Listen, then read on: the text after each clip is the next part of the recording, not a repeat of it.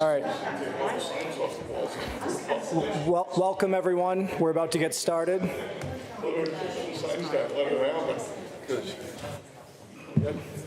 All right. Good evening, everyone. Where's my script? So welcome to this evening's meeting of the Hopkins Select Board. I call the meeting to order. It's being held both in person and remotely using the video conference platform Zoom. All members participating in the meeting are present in the meeting room tonight, and the public has the option of attending in person here or at Town Hall, or via Zoom using the link posted in the meeting's agenda. This meeting is being recorded, and we are going to start with the Pledge of Allegiance. I pledge allegiance to the flag of the United States of America and to the republic for which it stands, one nation, under God, indivisible, with liberty and justice for all.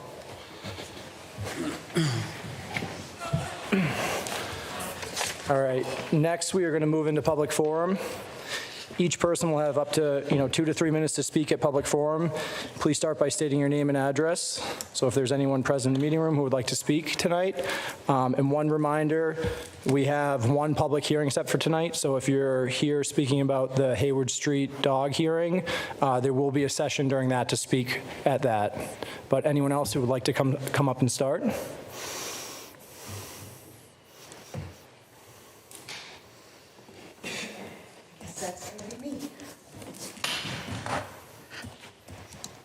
Good evening, Beth Beloy, 190 Lumber Street. 2 weeks ago, this very select board had the opportunity to approve or deny the license for the new business, Crust & Company, under ownership Ryan Dion. The location of his business had a history of criminal activity that I hope one day can be replaced with trust and integrity. First of all, I want to thank Matt, if I may paraphrase. Matt said, it behooves us to do this one the right way. He asked us to dot all the I's and cross all the T's and suggested not to take any shortcuts. He said by doing this one right, we can start off from a place of trust. He suggested waiting a few weeks, making sure all the inspections were complete before giving Mr. Dion the hall pass. No one else agreed with Matt and put faith in a system you know is broken. While I appreciate the Select Board's attempt to move away from Hiller's Pizza reputation, you blew it on this one. It's hard to understand how a veteran restaurateur opens without a license when just 2 weeks ago, in this very seat, he chose to follow the rules and the laws. Honestly, I'm not sure why Mr. Dion opened without a common vic license from the town, but he did it, and I expect you to hold him accountable. Was it an oversight? I don't know. But you trusted a veteran of business to be knowledgeable in the process and to follow it. By starting out on the wrong foot, we are already concerned and now second-guess his judgment as a business owner in our town. In my opinion, you got played. What I truly want from all of you is a promise that you will no longer take shortcuts. Shortcuts on a dysfunctional process leads to safety risks that are just not necessary. On a final note, I would like to submit these documents to the Select Board. It is a recent filing from Eleni Sismanis putting Hiller's Pizza Corporation back in Petros Sismanis' name, dated September 5th, 2025. The Hiller's address for the corporation has not changed. It remains at 77 West Main Street. Please investigate this matter. I guess my point is, when a business has the same website, same menu, same employees, all loyal to Sismanis, and a corporation with an address at Hiller's Pizza, makes you wonder what changed other than the sign. Thank you. Thank you. Who else would like to come up? Thank you.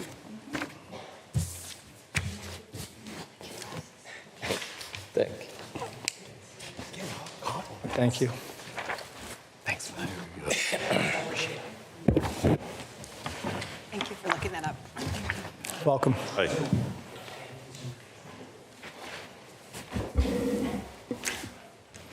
John Laskowski, 15 Loring Drive, Ashland, Mass.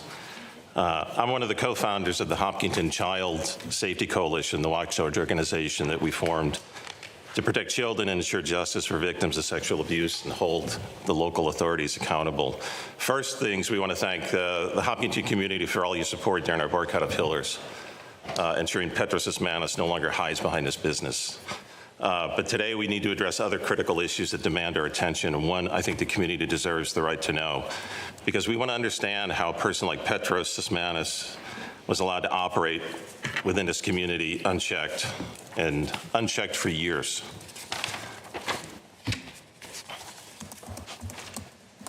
When we learned of Sismanis' sex offenses at Hillers, our original goal was just to drive awareness, but when we looked into the research and into public records, it soon revealed how a predator operated unchecked for 9 years at Hillers.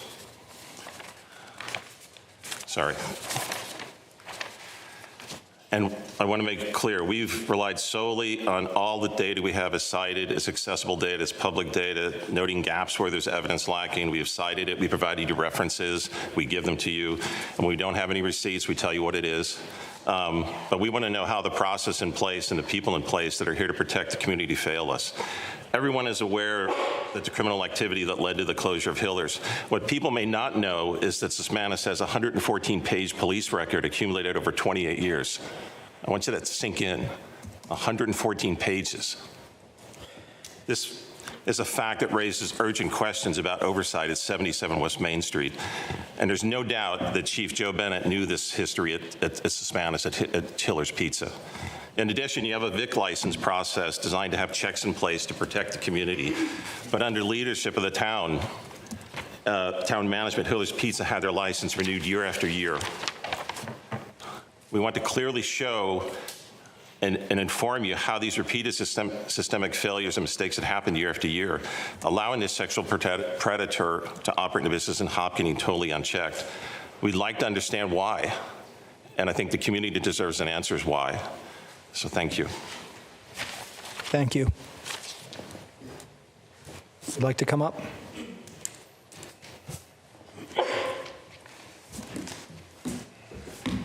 Hello, my name is Alyssa McGinty, 35 Parkwood Drive. First, I'd like to provide an overview of the common vic license and the town process. The common vic license required for seated restaurants is issued by Town Hall to protect the community. After receiving an application from a restaurant owner, Town Hall then notifies the inspection teams, which include building, wiring, Board of Health, fire, and police. The application, along with the individual inspection reports, is then submitted to the Select Board by the town manager for approval or denial based on the information contained therein. On an annual basis, these licenses are renewed in early December, with inspections due by November 30th. This is not a new process, but has been around for decades and plays an important role in public safety. However, licensing fails as a public safety measure if A, the persons responsible for overseeing the process do not understand the requirements and expectations, and B, if the process is not executed in its entirety. The incorporation of inspections as part of a licensing process is intended to provide a layer of protection for the community. Each department is expected to complete its inspection and return the appropriate form with approval or notation of any deficiencies or comments. Central to the protective role that the inspections play is an understanding of the inspection procedures and requirements from each of the respective departments. When asked about the specific departmental inspection procedures, the town manager replied that she did not know what the procedures were, despite the fact that she is the one requesting the inspections from these departments. Tonight, we'd like to focus on the inspection reports from the Hopkinton Police Department, overseen by Chief Joe Bennett since 2020. During the 9 years from 2016 to 2025, Petros Sismanis received an annual license for Hillers Pizza, requiring police inspection. Mr. Sismanis' 114-page record includes a 1998 conviction for multiple sexual assaults pleaded down from a rape charge, 20 years on the sex registry, 2016 allegations of providing minors with alcohol, sexual abuse, and his most recent conviction of indecent assault and battery against a minor female employee in 2023 at the restaurant. Thank you.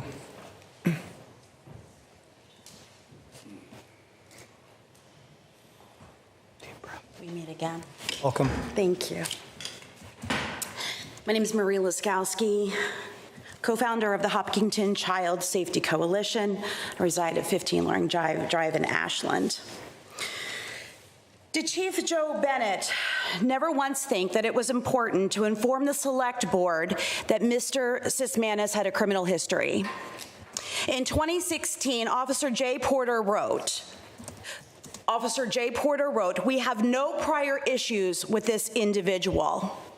From 2017 to 2020, no police inspections were made despite allegations. In 2018, Petros Sismanis was brought before the Select Board to address, quote, "unacceptable behavior," unquote, providing underage girls alcohol and sexual assault. During the executive session, the Select Board indicated at that time, quote, "they hold business owners to a higher standard," end quote. Police Chief Lee, present at the time.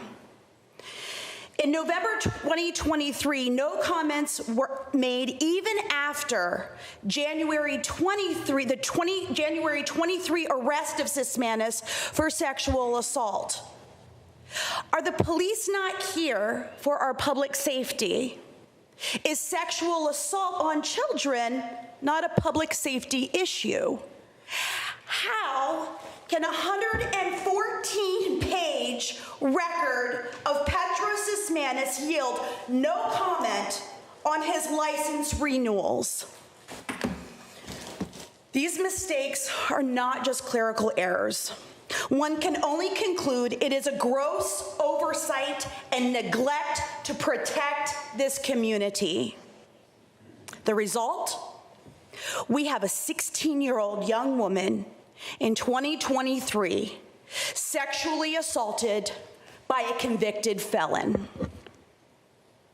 Are we to believe that year after year, police leadership does not think that Sismanis' criminal activity and past allegations and convictions are not meaningful? How many pages of a police record does it take to speak out? How many complaints does it take to know when there's something wrong?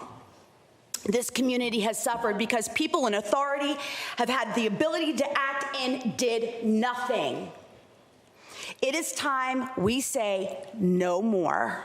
It is time for accountability of Police Chief Joe Bennett. We want to know, why did Chief Joe Bennett stay silent? The Hopkinton Child Safety Coalition requests a mandate for the independent audit of the HPD's 2016 to 2024 background and physical checks and lack thereof regarding inspections of Hiller's common vic licenses, also addressing the gaps that missed Petros Sismanis' 97-98 convictions that we believe are linked to the 2023 assault. Tonight, we seek accountability. Thank you. Thank you.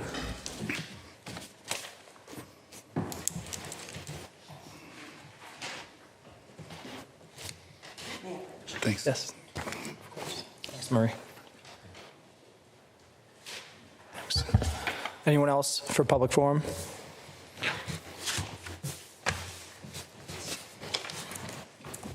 Thank you for the extra information.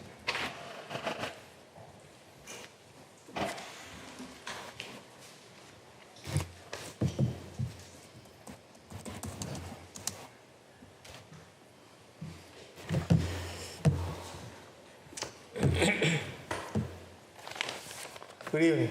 Welcome. Mr. Chairman, members of the board, my name is Patrick O'Brien, 13 Ray Street. On behalf of the Friends of Hopkinton and President Colette Cronin, I'm here to report back to the Select Board that this year's Family Day was a huge success.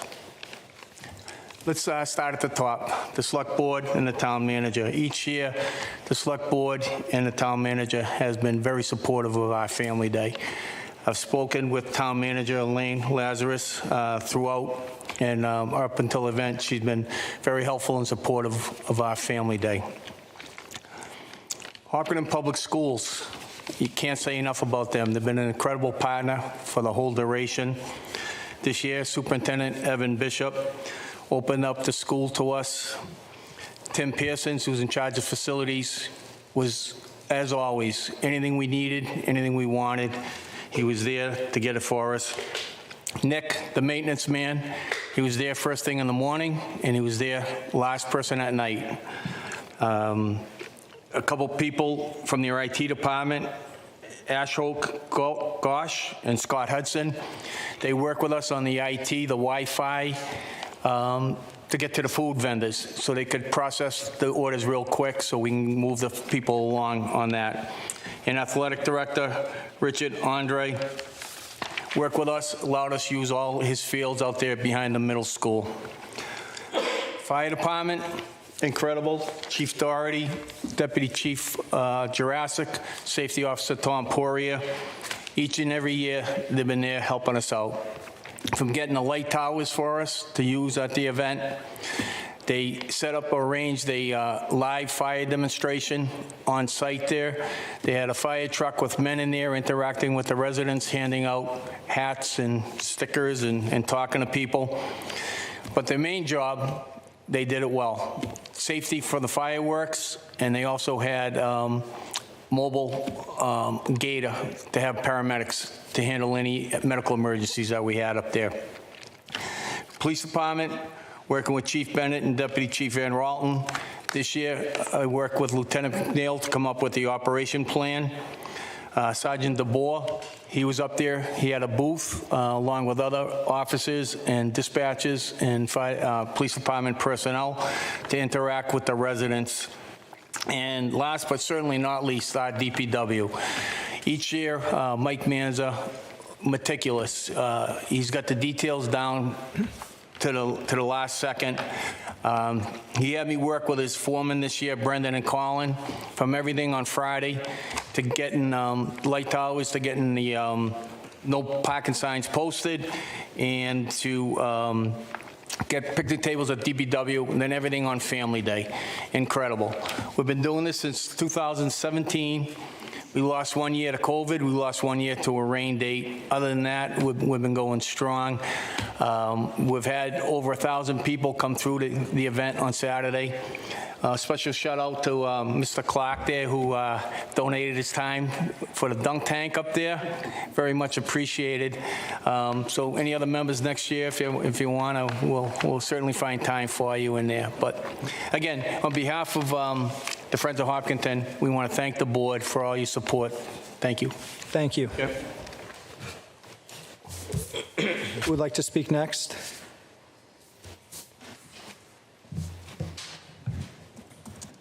Wish I'd known you were in the dunk tank. Karen Crum, 12 Joseph Road. I have to admit I'm a little overwhelmed by everything that was just said from the Safety Coalition. So, first of all, I know that there's going to be training for the town hall on the First Amendment audit that happened. I'm all familiar with that. I hope that just like in our school systems, there is training on active shooting. I felt like there was a little bit of, maybe we were scared of the guy. The very last thing you do is want to evacuate everyone from a building. You lock down. That scared me, and I really want to make sure that that is addressed. But what I came here for tonight is just to make a few comments on our town's legal counsel selection. The last board meeting, I know the consensus was to come back tonight, review the matrix together, decide on criteria. After that, have the top two firms come back one more time. My goal was to just review the interviews and your discussion, just do like a simple analysis at like a resident level.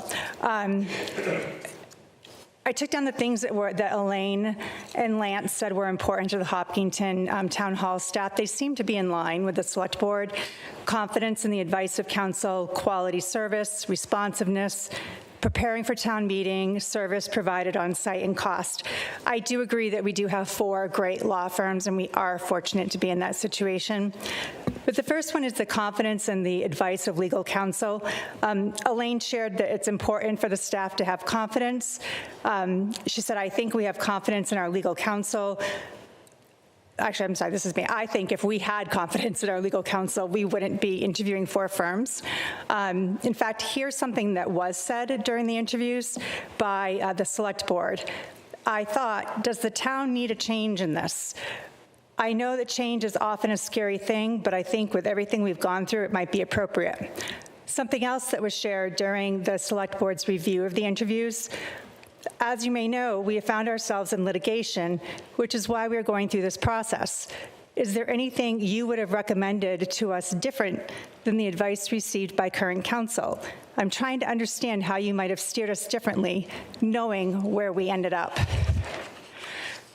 It was also said at the last meeting regarding Harrington Heap as our current town council that they've gone through a path of learning in some cases as our town's council. I'd rather have a firm that isn't learning as they go, but one that has experience in a vast array of municipal legal counsel. So I had to remove Harrington Heap. Sadly, I had to remove Brooks and Durensis. They didn't seem like they were getting a lot of votes. Leaving the last 2, I have to say, like, they're both great.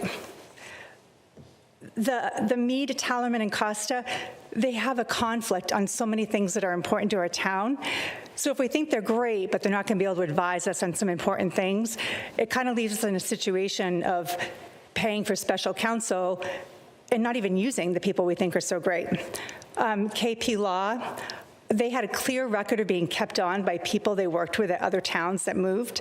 The fact that a town recently unanimously and unprompted decided to appoint them for a 3-year term instead of the traditional 1 year, I thought was incredible. So that is where I stand. I hope it's a little bit helpful. It seems just to be like unemotional and factual information. And thank you for reviewing law firms. Thank you. Would like to come up next?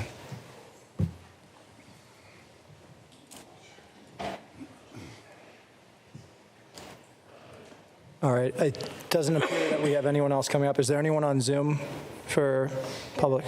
There are 7 people on Zoom, but there are no hands raised. No hands raised? Okay.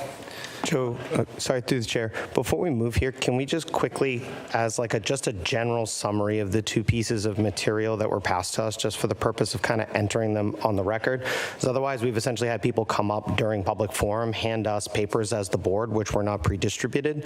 I'm concerned that it looks like we're receiving something that is not being made available to the public. Don't believe we can actually talk about what was brought up during public forum because it's not on the agenda. So, what? They would be public if they were handed to us in a public meeting. But they can, Yeah, that's kind of, Anyone could request them. We'll scan them in and they'll be. we'll scan them and make them public. okay, thank you. Sound good? Yeah, absolutely, and I want to be clear, not trying to cause trouble there. Well, I know. All right, so then we are going to move on to the consent agenda. The select board will consider the following consent agenda. New town employee, the town manager's appointment of Aniri Patel as the town's principal planner, 2 special temporary alcohol license for 1-day use, the Knights of Columbus. The select board will consider approving a special temporary alcohol license for Joseph Altman on behalf of the Knights of Columbus for a televised game between BC and Notre Dame in the parish hall. The event is to be held on November 1st, 2025 from noon to 10 p.m. at the St. John's Parish Hall located on 20 Church Street. The alcohol will be served by tip certified servers. In addition, the board will consider a fee waiver for the license application. Also, Barktoberfest, consider approving a special temp alcohol license for Rushford and Sons Brewhouse for Barktoberfest. The event is held on October 4th, 2025 from 11 to 4 at Weston Nurseries located at 93 East Main Street. The alcohol will be served by tip certified servers. Accept the gifts. Consider accepting a gift of $1,500 from the Irvine Foundation and $100 from Judith Pryor to the Hopkinton Fire Department. And lastly, the select board will consider voting to approve the Laurel Ridge Conservation Restriction, which grants a permanent restriction from owners Brian Morrison and Susan Erdman to the Sudbury Valley trustees on 20.47 acres of land at 283 Wood Street and Piazza Lane. The land is and will remain privately owned, and although the agreement is between 2 private parties, the select board is required by statute to approve the restriction. The preserved area will be open for public access. With that, I'll open up for comments if anyone wants to break anything out of the consent agenda or motion. I don't need to break anything, through the chair, I don't need to break anything out, but I did have a background clarifying question I was hoping to get answered. So within the packet on the special alcohol licenses, Chief Doherty noted that for events of more than 100 people, a certified event planner or manager, crowd control officer, I'm botching the term, but the chief had a very official term for the person who's supposed to be there if there is at least 100 people. Now, both events say that they will not go over 100 people. Now, I would imagine that's what I would say as well if there were a requirement at a threshold of 100 people. And please don't hear that as an impugning of anyone's character. This is an impugning of my character, if anything. So the question I'm looking to either Elaine or Chief Doherty, which I asked in the background here, was how do we know that we don't exceed the capacity such that this ancillary safety measure is required? And in the case noted by Chief Bennett, potentially, if the event goes really well, maybe BC's blowing out Notre Dame Dare to Dream, we could go over 150 people, at which case a police detail was noted as being required. And so I wanted to understand essentially from this is me being QA folks, trust but verify. How do I know it's going the way it's supposed to go? We have a note from Joseph Altman, who is for the Knights of Columbus, and he said he is a certified crowd manager. Oh, well, that's easy. And he will be on site. Well, that's easy for this one. So I can table it for this one then, but I think I would like to have a better background discussion just to more richly understand this. I think it's very much in the vein of the conversation that started tonight, which is let's not check the box. And I'm not saying anyone did, but I want to make sure we're getting it right because you're doing the time to do the assessment. I'm going to ask the question when you highlight it. I'm all set. Thank you for that. Mr. Chair, I move the consent agenda is submitted. Second. All right, we have a motion and a second. Any other comments? We have to include the fee waiver for the Knights of Columbus if we wish to do so, I think in the motion, right? Say that again, Amy. The Knights of Columbus has requested a fee waiver, so that should be in the motion if we're going to grant that. So I would hear an amended motion to accept the fee waiver for the Knights of Columbus. So moved. Second. All right. So then we have a motion and a second. Last chances for comments. All those in favor? Aye. Aye. Any opposed? That is unanimous. I'm going to circulate the sign, the sheet signed for the conservation restriction, as people are here. Okay. We have to open a public hearing in a few minutes. We're going to try and start with the McFarland Sanger House at 148 Lumber Street. The Select Board will discuss the disposition of 148 Lumber Street, the McFarland Sanger House, which is owned by the town. Town meeting voted at the 2021 annual town meeting to transfer the property from the Historical Commission to the Select Board and to authorize its sale/disposition and to execute a permanent preservation restriction on the property pursuant to the sale disposition. The Select Board is requested to vote to declare the property available for disposition, property with the house or the house without the property, with the requirement that a preservation restriction must be placed on the building in either instance. Following the vote, the town will undertake the RFP procurement process. Elaine, would you like to talk about this one? Historical Commission Chair Mike Rowan is here to talk about the McFarland Sanger House, which the town has voted to dispose of, but Historical Commission has tried to work out something else, and he's here to report on where we are at this point. As Elaine said, my name's Mike Rowan, and to the Select Board Chairman, Mr. Clark, I'd like your permission to have a short presentation, just to give a little orientation of what McFarland Sanger House is. Yep. If you give me, we have to stop. We have a public hearing at 6:30, so I think we might have to stop and open the public hearing and then continue it, and we can come back. Yes. Oh, we can come back to this if you, do you want to try to, 2 minutes? If we've got 2 minutes, we can try. All right. Yeah. I'll try to be quick. I just want to show some graphics, if I could, because I think one of the things we're trying to do is to inform the public. Oh, it's there. Okay, no problem. Sorry, public, they can see it, but you'll have to look at it Zoom. So McFarland Sanger House, or 148 Lumber Street, next slide, is one of the 10 oldest houses in the town. It was acquired by the town in 2005 from the developer of Deerfield Estates. It was built in the mid-70s. It's a rare example of a small house still standing with minimal remodeling. It is an amazing architecture. Next slide. Next slide. So this is just the 10 oldest houses, this will all be public record, in the town. It's one of the 10 oldest. Next slide. This is an example of what the architecture is in the house. Its biggest asset is perhaps its biggest liability because it's the central chimney.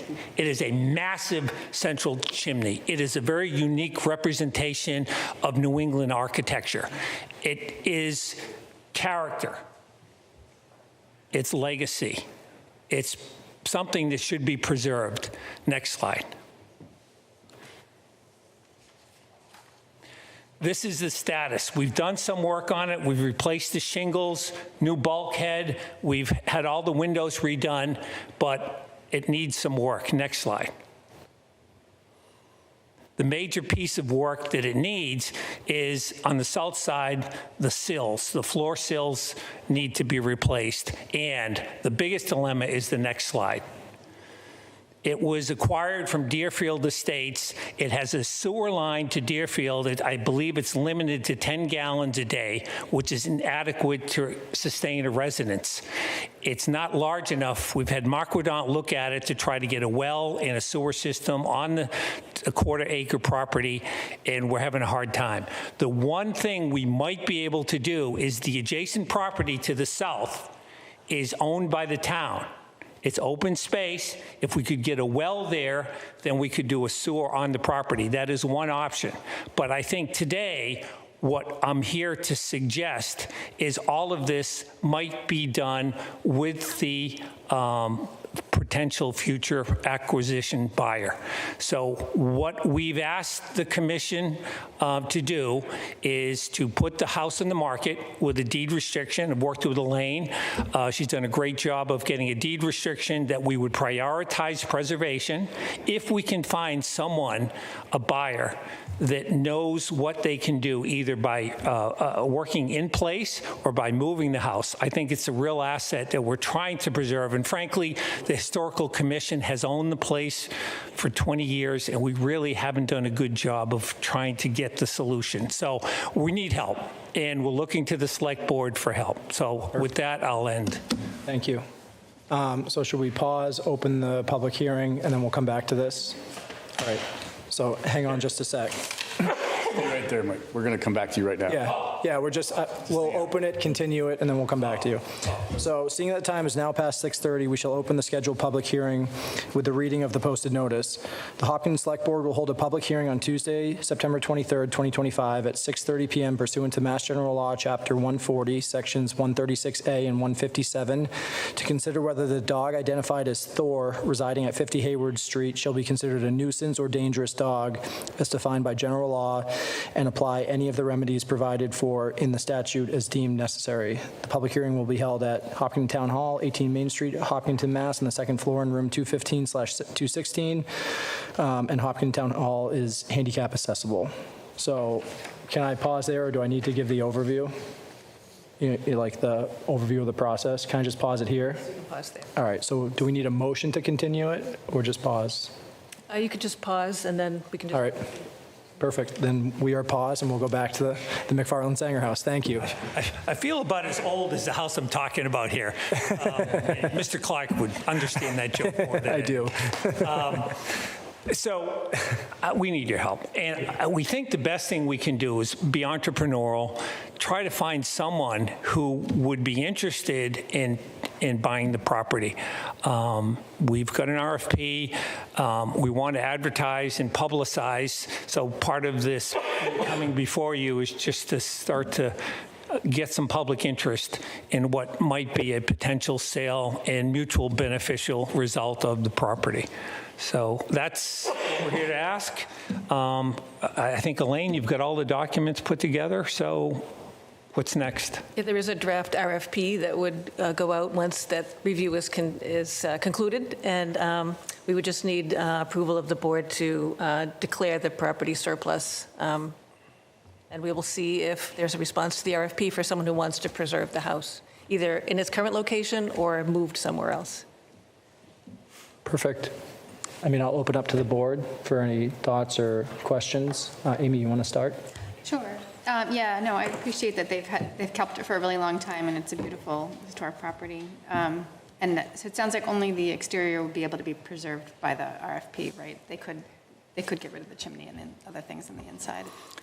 Well, we have chosen to limit the language in the preservation restriction. We want to make it reusable. I mean, part of the reason I'm here is we could get CPC money to restore the sills.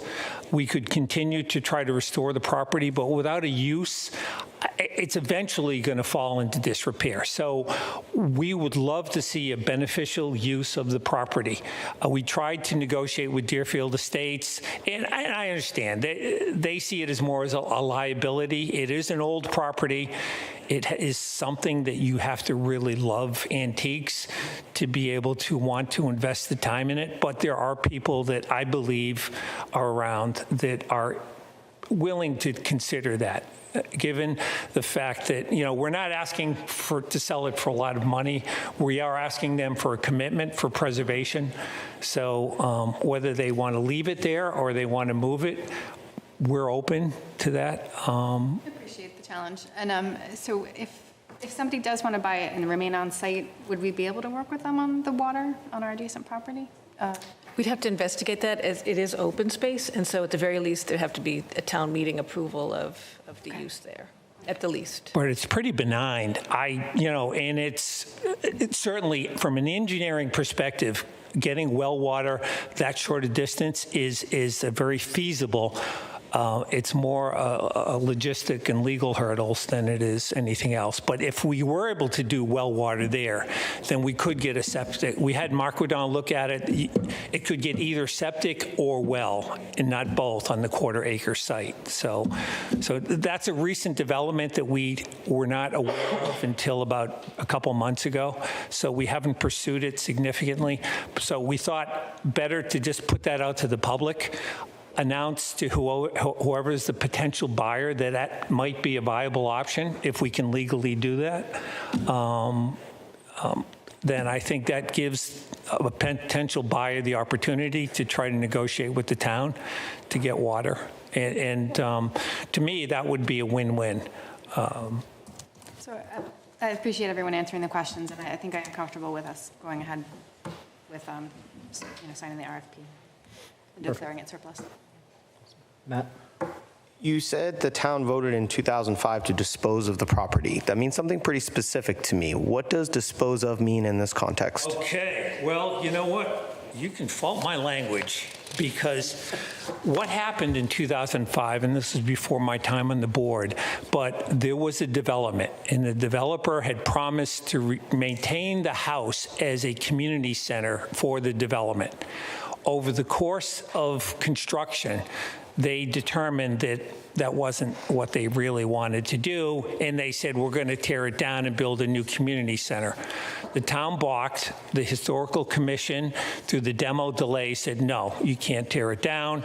Negotiations occurred, and the town acquired the property from the developer, with the caveat that there was some water and sewer available.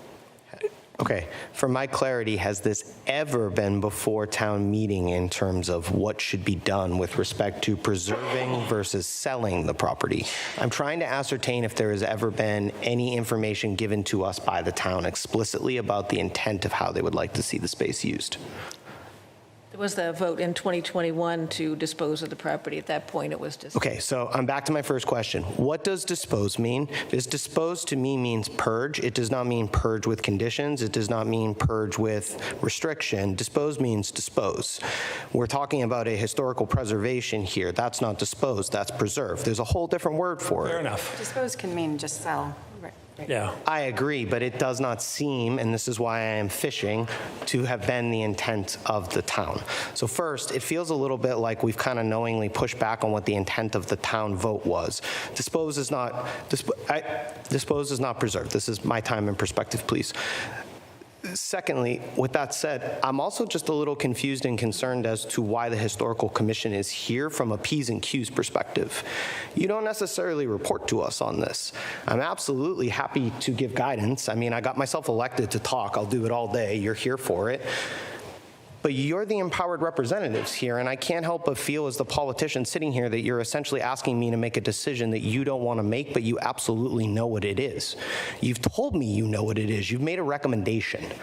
I feel as though you've come to ask me to hold the bag, and I don't want to hold it, and I don't understand why you are asking me to, and it seems you know what you want to do.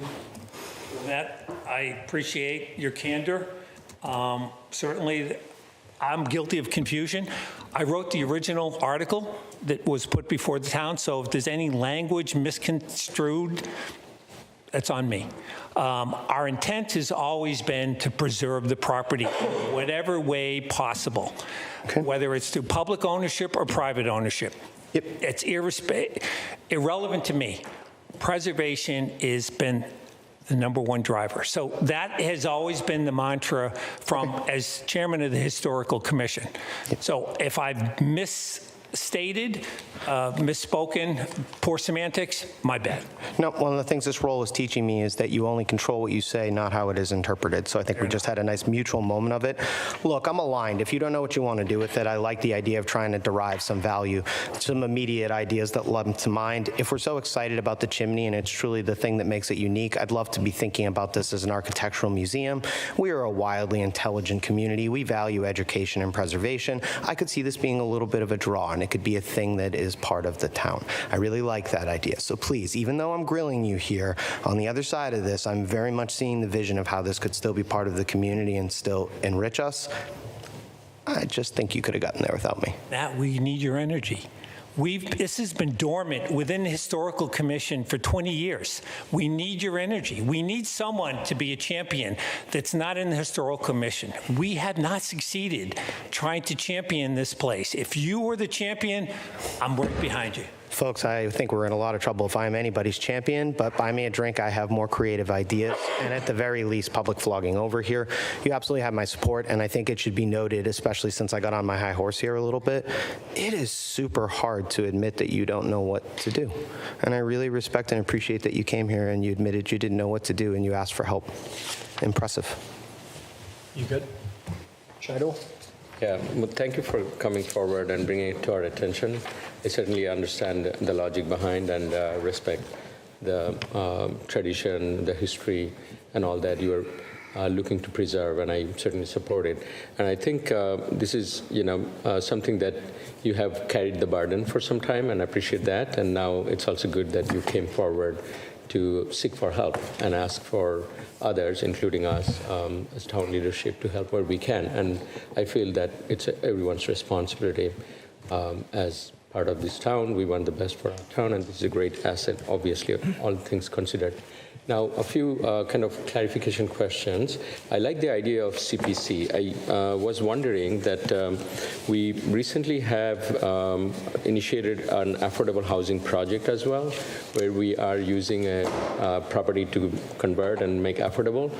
Could this be a candidate for that? Absolutely. Absolutely. That's a great suggestion. If we can get water and sewer, we could easily convert that to something that could be utilized by a family that has limited means.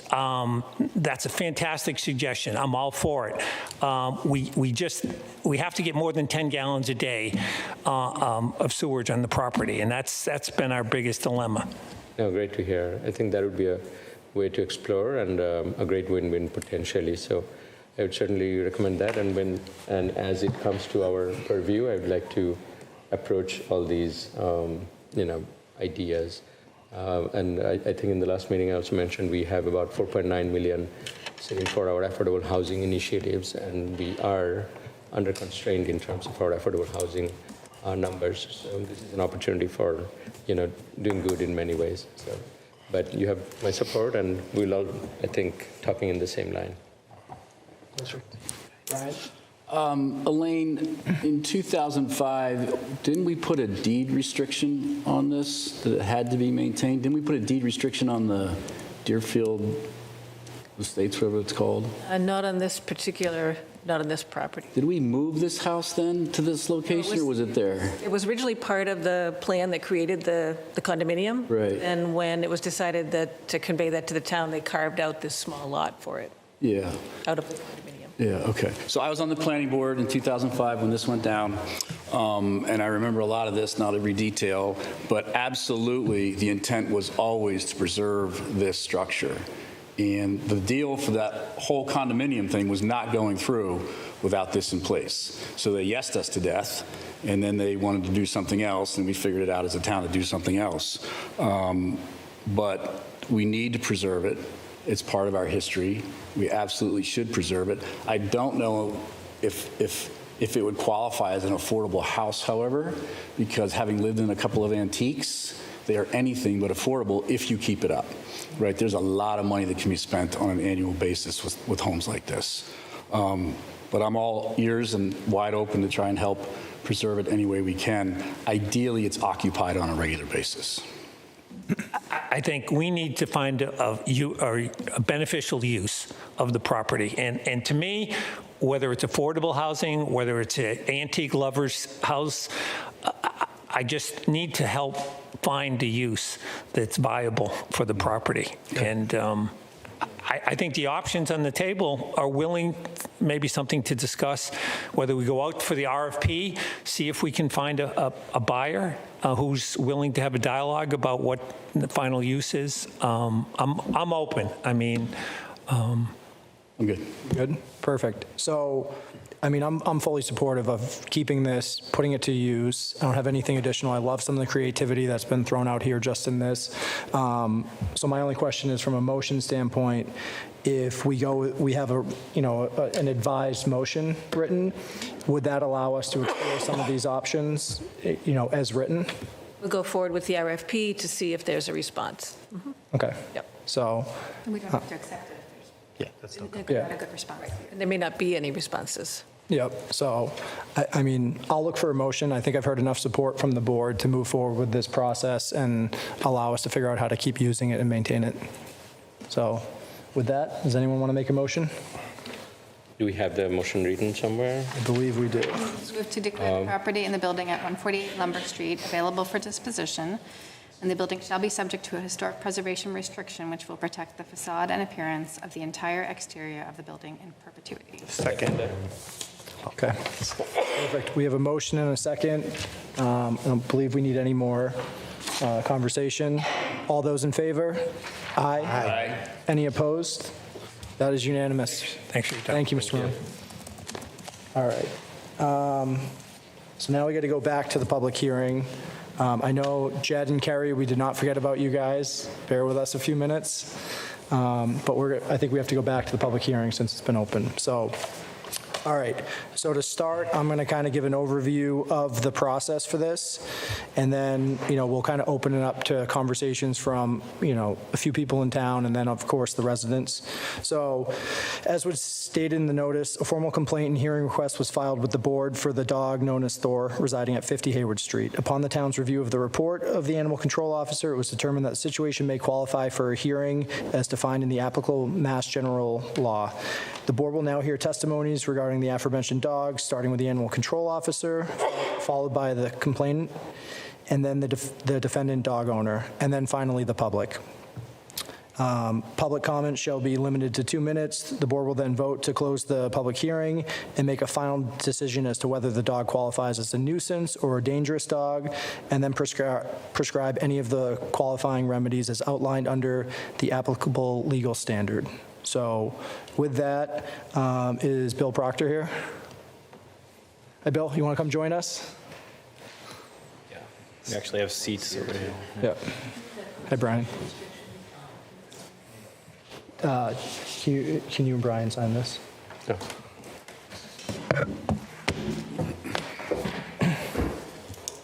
Welcome. So, Bill, I think you're going to kind of give us an overview here. So this dog,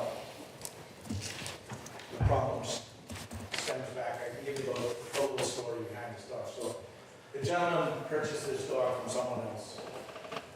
The dog does not like other animals. I have talked to the original owner. Does not like cats, chickens, all that stuff. With that being said, at the end of May, we had the dog get out of its house, ran across the street,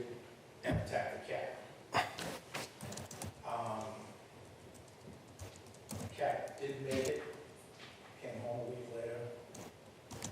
So that was that. At that point, I had told them that, this can't happen again, obviously. Where it had been the first thing, I gave them a written warning and left it at that. On June 22nd, I believe, the dog got out again, went across the street, killed 2 chickens. At that point, we gave him a $75 ticket. Told him that it couldn't happen again, or we would be here. The ticket has been paid. On July, middle of July, the dog got out again and went to the neighbor's yard. At that point, nothing happened. I got there, put the dog back in the house, and waited for the owner to get home. And that's why we're here. Because at this point, I'm out of options. I do have another ticket that I held off that we would have, until we came here, we can either, give them the ticket or whatever else is. The next fine will be $100 fine. Perfect. No, thank you, Bill. Brian, did you have anything to add? Okay. So then with that, I'll welcome Hannah Chase up here from 53 Hayward Street. I think Hannah filed the complaint.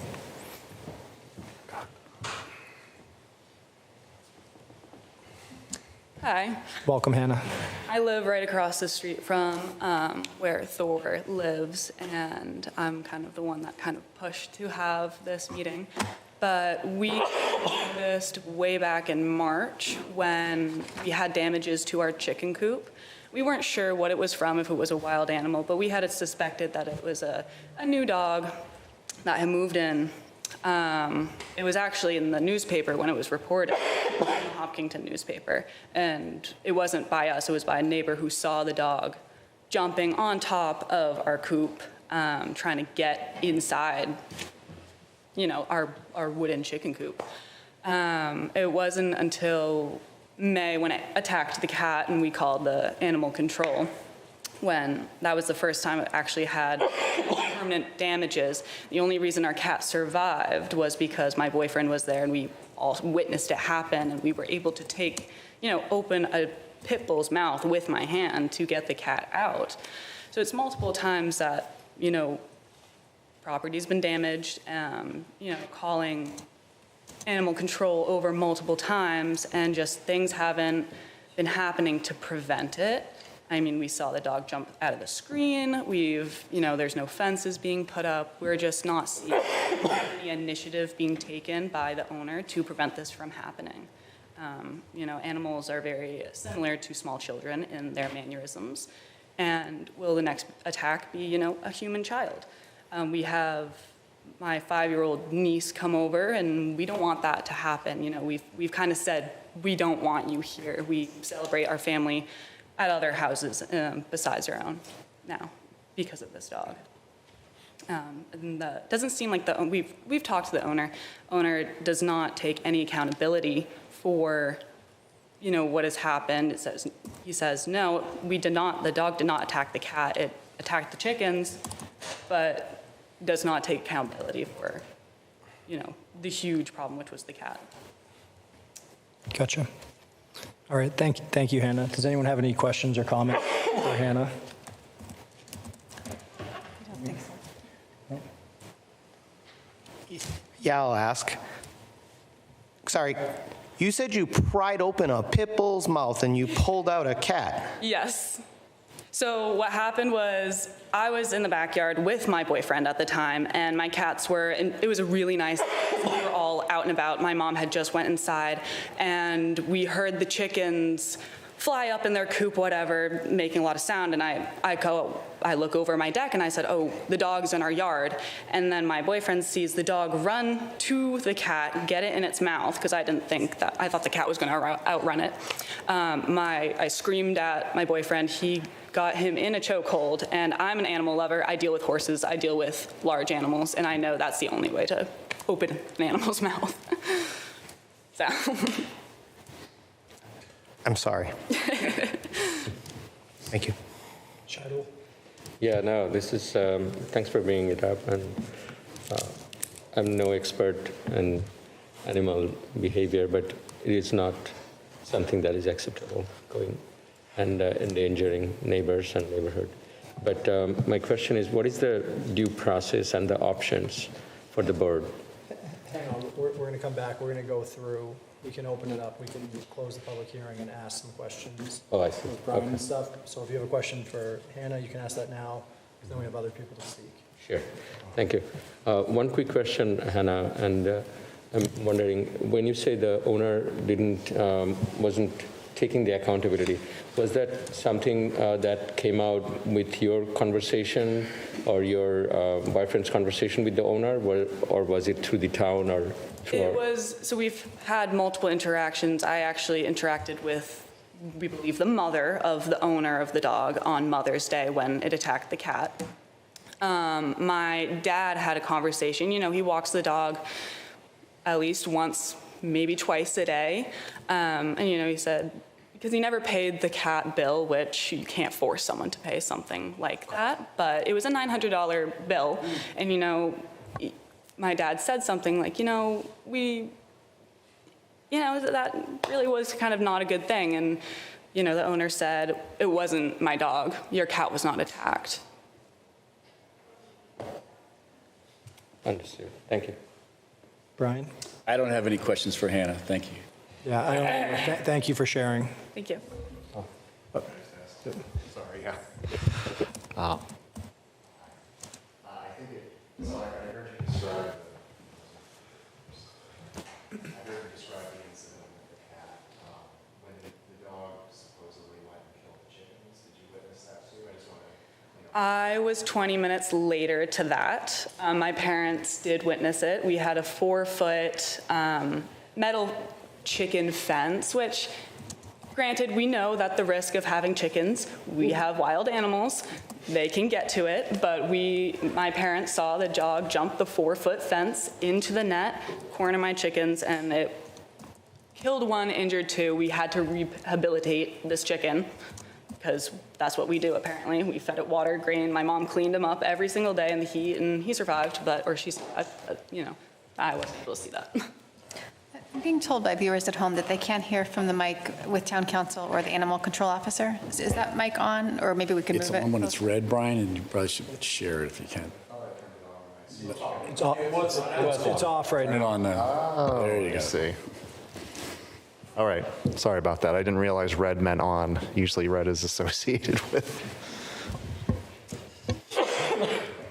Okay. Any other questions for Hannah? All right. Thank you, Hannah. Thank you. Next is Gabriel Kanoop, the owner of the dog, present. Can you please come up?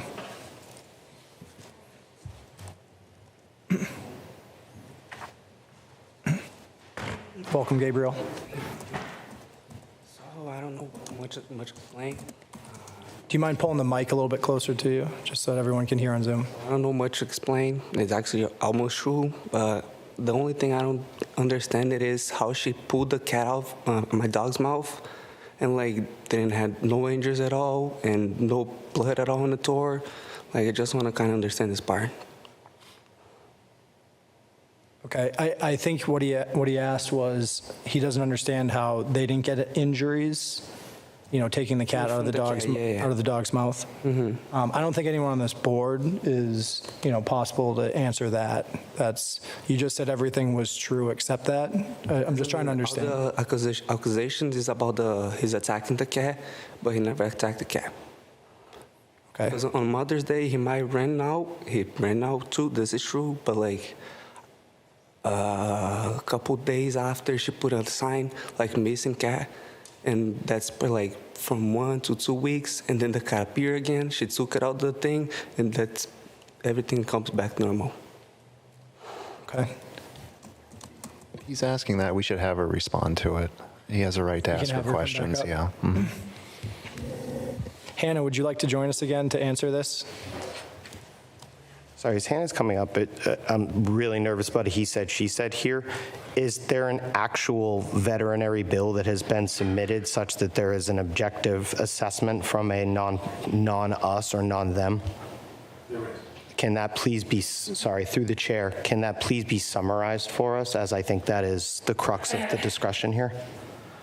So I think there was one described as a $900 bill. Have you've seen evidence of this? I have. Yeah. I can't tell you what the bill, it's their bill. Okay. Yeah. So, I mean, they showed it to me, that, the cat went to the vet and everything, so. Okay. Yeah, so clearly the cat was injured, taken to the vet. Yeah, there's no debate in that. It sounds like he's debating whether his dog had injured it. Can I ask Hannah? Yep. Hannah, did the police officer? Sorry, can we have the mic closer to the camera? For the dog. Brian, slide the mic next to Bill. I have a video of the dog with blood in its mouth. That'll work. The dog had no collar at the time. That was a huge issue. It was hard to grab up an animal running around without a collar, so it's completely naked. That's why my boyfriend had to have it kind of in his arms to restrain him. I didn't know if it was aggressive with people, so that was worrisome in its own. I didn't get any injuries because of the mechanisms in a jaw when you put your fingers through their mouth, kind of where the gummy part is instead of where the teeth are. That's how you release an animal. I know that from horses. But the cat ran off. When he came back 5 days later, there was puncture wounds on his right hip, I think, and I took him to the vet immediately. They had a tube and stitches, or tube for drainage as well as stitches. I have pictures that I've showed my friends and my family and whatever, as well as the bill for it. Through the chair, follow-up. The timing coincides with the bill dates and everything? It does. Okay, thank you. Thank you. Any other questions? I think we've heard her story. You still don't think it was your dog, is what we're hearing? Yeah, I don't think so, because she just said it. The cat ran away, so anything can happen in the streets. So, like, how was my dog attacked the cat didn't die, it ran out, it come back, and after that, they took to the vet. Like, that doesn't make any sense, If it make any sense, I would definitely pay the bill, because he took the bill from me, I paid it, and I don't want no problems. Just want my dog, and that's it. Can I ask about, so the animal control officer stated that the dog has gotten out of the property 3 times and he's been called about it? Yeah, definitely. We did something about it. We changed all the windows, we put the reinforcements, woods on the thing, so he didn't come out again. But it did get out 3 times, right? I mean, the first 3 times, it was like kind of the same month, so yeah, he did. And then what have you done since then to prevent the dog from getting out We again? changed all the windows, we put like a fence of metal, like the thing he escaped, like we made a little fence and no shit shooting the window, and he escaped. Okay, thank you. Sammy, Matt?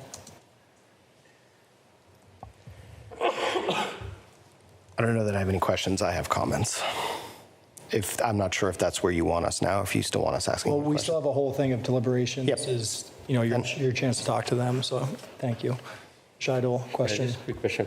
So to prevent this from happening, you took some measures of guarding the dog? And he also been trained for it, so he didn't escape again anymore. And what did you do for training the dog to behave appropriately? So one day I took him to the dog park and I found some guy who trained it, like he actually trained the dogs, and he have a lot of dogs who he training, and he's been trained to her.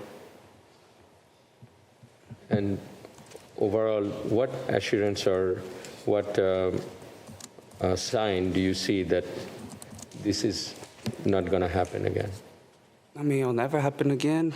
And about the sign, there was a missing missing cat after the dog attack from Mother's Day. So about 6 months? Mm-hmm. And through the chair, if I may just close on that. And Hannah, have you seen any changes in the dog's behavior or the risk associated with getting the dog out again? Since Mother's Day or since I last saw him out of the house? Because he's escaped multiple more times after Mother's Day. And, you know, the last time I saw him, it looked like he was underweight a little bit. But I mean, I see him on the leash. He's very respectful on the leash. You know, I'm not someone who wants, you know, the dog to leave or, you know, it's more about, we can't have this happening again. It needs to be done with. The next time it comes out, there needs to be, you know, that's it. There's no more.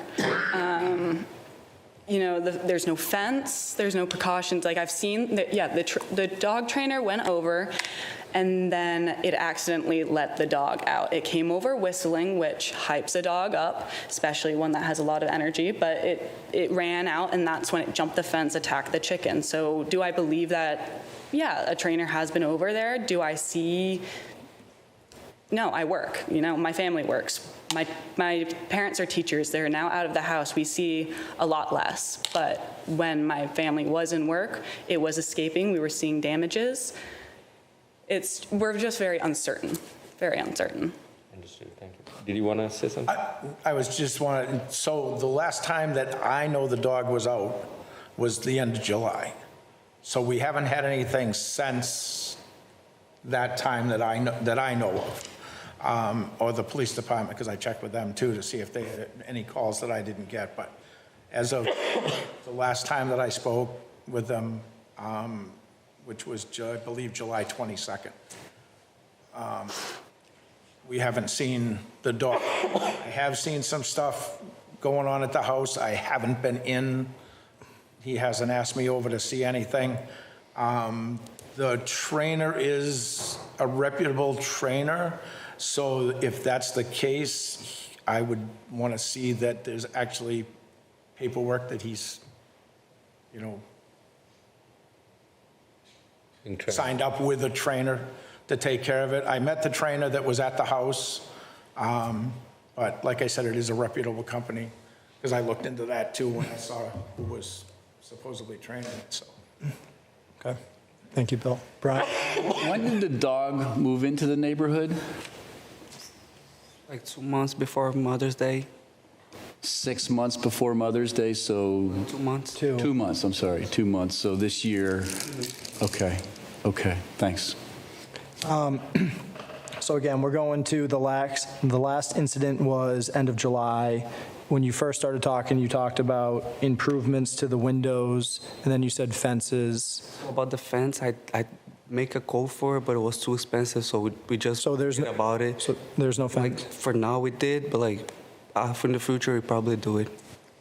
Okay. And when were the windows? The windows, we replaced all the windows. No, when was that done? Last week we did. Last week? Mm-hmm. Okay. All right. I don't have any more questions for right now. Thank you both. I want to open it up to the public so that residents can come up and have a minute to talk about this. Thank you both.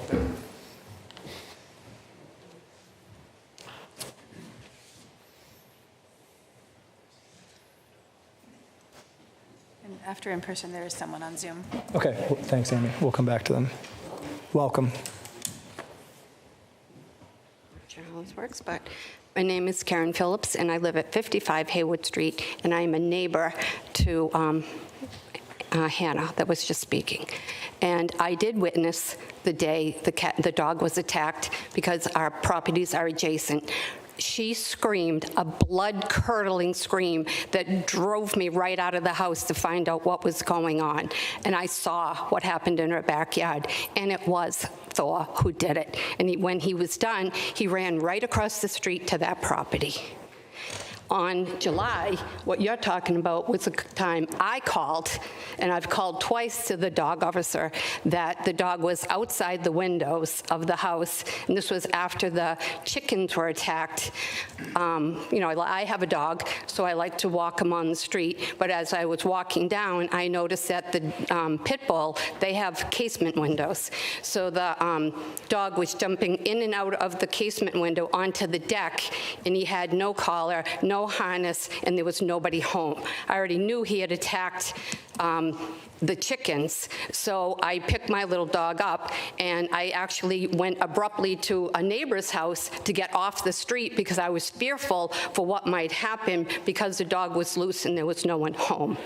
And in July, I was the one that called the police to come, and I also made a call to Mr. Proctor because I was having supper with my sister, and we live in the very next house, and they were having a birthday party at their house, so they were, you know, say, somewhat distracted from what this dog was doing that night.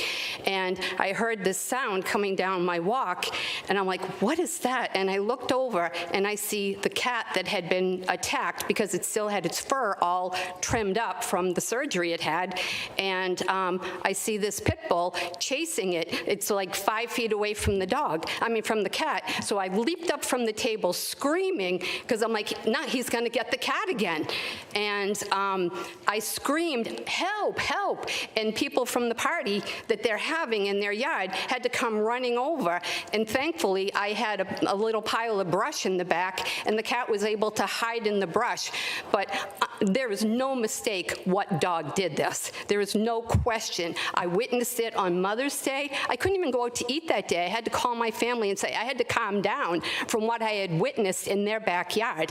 I go, her screaming and trying her attempt to get that cat out of the dog's mouth and what they had to do, I was shaking. I was like, I have to calm down before I drive. And my daughters were like, what happened? Did the cat get killed? I go, I don't know. We couldn't find it. It took off in the woods. And the cat, previous to it running down my walk, the cat often just sleeps in my driveway because, like I said, our houses are adjacent.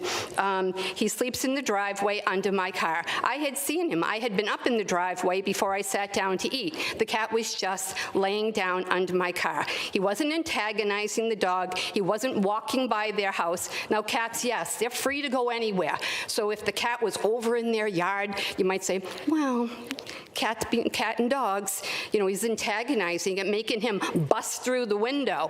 But no, that's not what happened. The cat was peacefully laying in my driveway. The dog got out, came walking up the road, saw the cat, and took off after it. Again, the same cat. So I'm just saying, she's not telling a story. This has been going on all summer long. We've been terrorized by this dog. This is not a joke, and something needs to be done. It is a dangerous dog because he's not trained and there's no control over him. Thank you, Karen. I do have one clarifying question. So you saw Hannah's story about them pulling the cat? I did, and okay. It was on Mother's Day. Right, it was like, I'm trying to think what time we were going to go out to eat, right around noontime.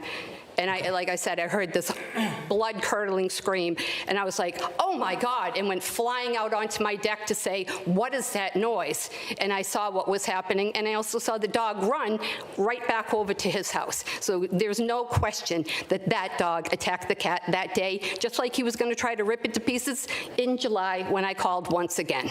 Okay.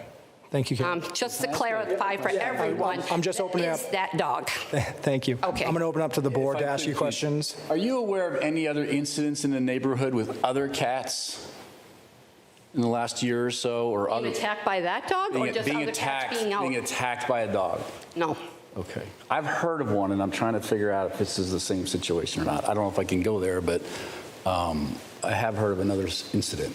I don't even know of any other people that have dogs up near where we live. I'm aware of a cat that was killed. So. By a dog? Yeah. Or just a cat that was killed? A cat that was killed. I don't know by what, but yeah. I have not heard, and I walk my dog 2 times a day. I no longer walk by his house. And I will tell you, on Sunday, like I said, they have those things called casement windows, so it's a narrow window that runs high, that the casement window was open again on Sunday. I drove by in my car just to say, gee, could I actually walk on the street today? And I went, well, let me just go check and see what's going on over here. And the window was open again. And I said, I'm not going to risk it because, one, I could never do what she did. I could never pull a pit bull off of me. So I just don't even walk on the road down to Osceola anymore. I'm all set, Mr. Chair. All right. Thank you. Anyone else have, should I do a question for Karen?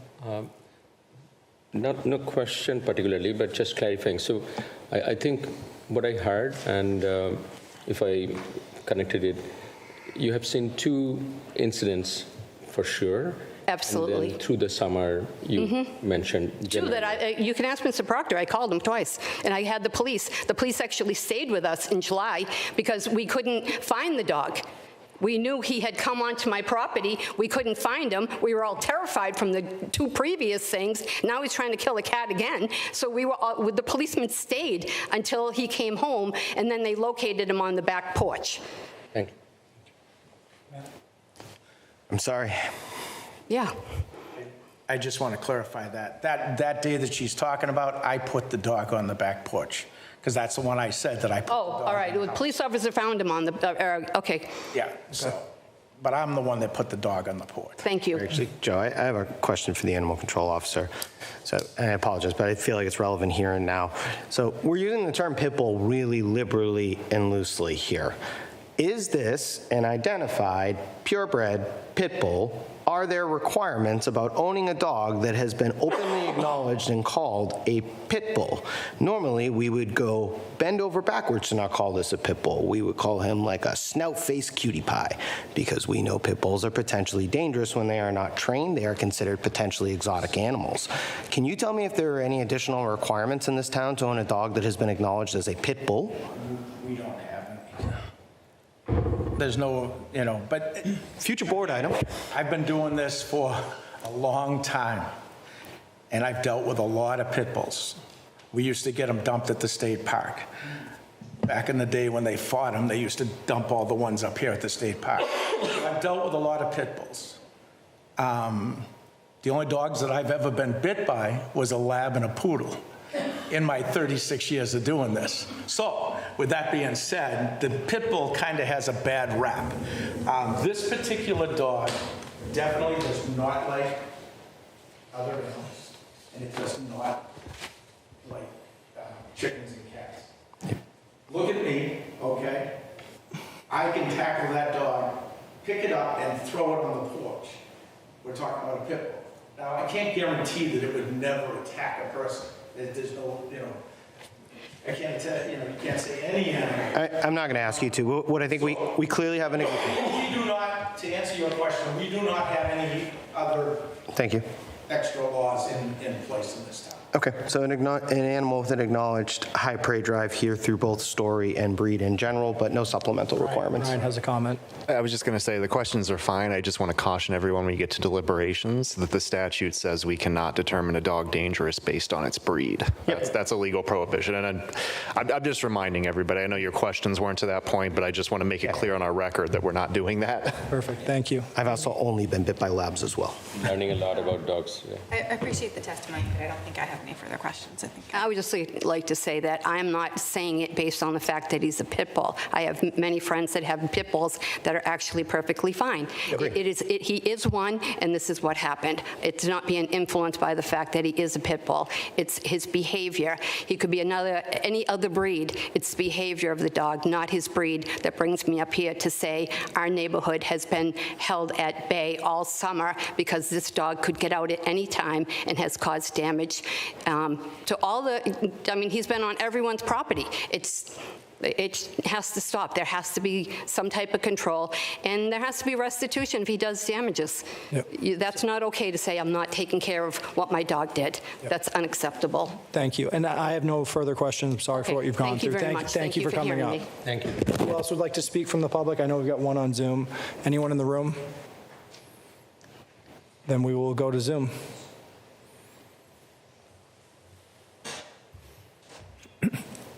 Hi, can you hear me? Oh, can you hear me? We can now, yes. Hey, this is Parker Happ's voice. I live at 3 Osceola Drive. And just for the record, for some of us at home, I would have liked to have been in person, but there was some of the testimony from the animal control officer on the front end of the discussion that didn't make it through. So hope the minutes maybe reflect that a little bit more diligently. I live next to Gabriel on 3 Osceola, as mentioned, and I think the one thing I'm trying to play middle child here because I have seen some of the and witnessed some of the incidents that have occurred firsthand. In fact, I saw probably the first one when Thor was on the chicken coop, and thankfully didn't get anybody that time. But I think one thing that's missing from all this is, I think Gabriel's a sweet kid, and he's doing the best he can with this dog is, I think, pretty young and a puppy. And I want to acknowledge the feelings, and I feel so bad for this cat and what happened, and wasn't aware of the severity of the injuries. But I hope that, cooler heads can prevail, and we can give Gabriel a chance to, train this dog and, really go through the ropes to, rein him in, because I know Pitbull has been thrown around a lot. My sister-in-law happens to own a pit, and we had a fence put up recently, and all the guys there that were installing the fence had pits too. And we were remarking, on the dog next door, and they said, none of my dogs would do that. Well, I think we got to give Gabriel a chance to, do better. And I've seen the improvements and heard the construction that they've been doing in their house, and I've seen firsthand, whether it's them reinforcing the doors or the windows. And I just hope we can all come back together as a neighborhood and really, because these guys, they're welcome. They're brand new to the neighborhood, and I want them to feel welcome and us all to be neighborly. But hopefully we can move past this in a way that's safe. But I think I'm with Dana that if this does happen again and there's any injury to animals, or God forbid people, I've got a 4, 2, and a newborn at home. Myself, I think we have to draw the line at that point, but I just hope cooler heads can prevail. And I want to acknowledge everybody's experience that there was a little bit of safety concern. There was one incident where I walked out of my house into my garage, and Thor was in my garage, and I didn't know that there was a dog, like a pit in the neighborhood, and it assuredly alarmed me. And knowing what I know now, I'm less afraid, but I just hope that with continued training that, Gabriel can rein him in. And if you have any questions, happy to be an open book, but I think Gabriel's a sweet kid, and he's doing his best. And I've seen the improvements firsthand. All right, thank you, Parker. Anyone have any questions or comments for Parker? I'm all set. You getting any sleep, Parker? Okay. No. Thank you. Amy, you all right? No, I appreciate the testimony of the neighbor, but I don't have any further questions. Okay.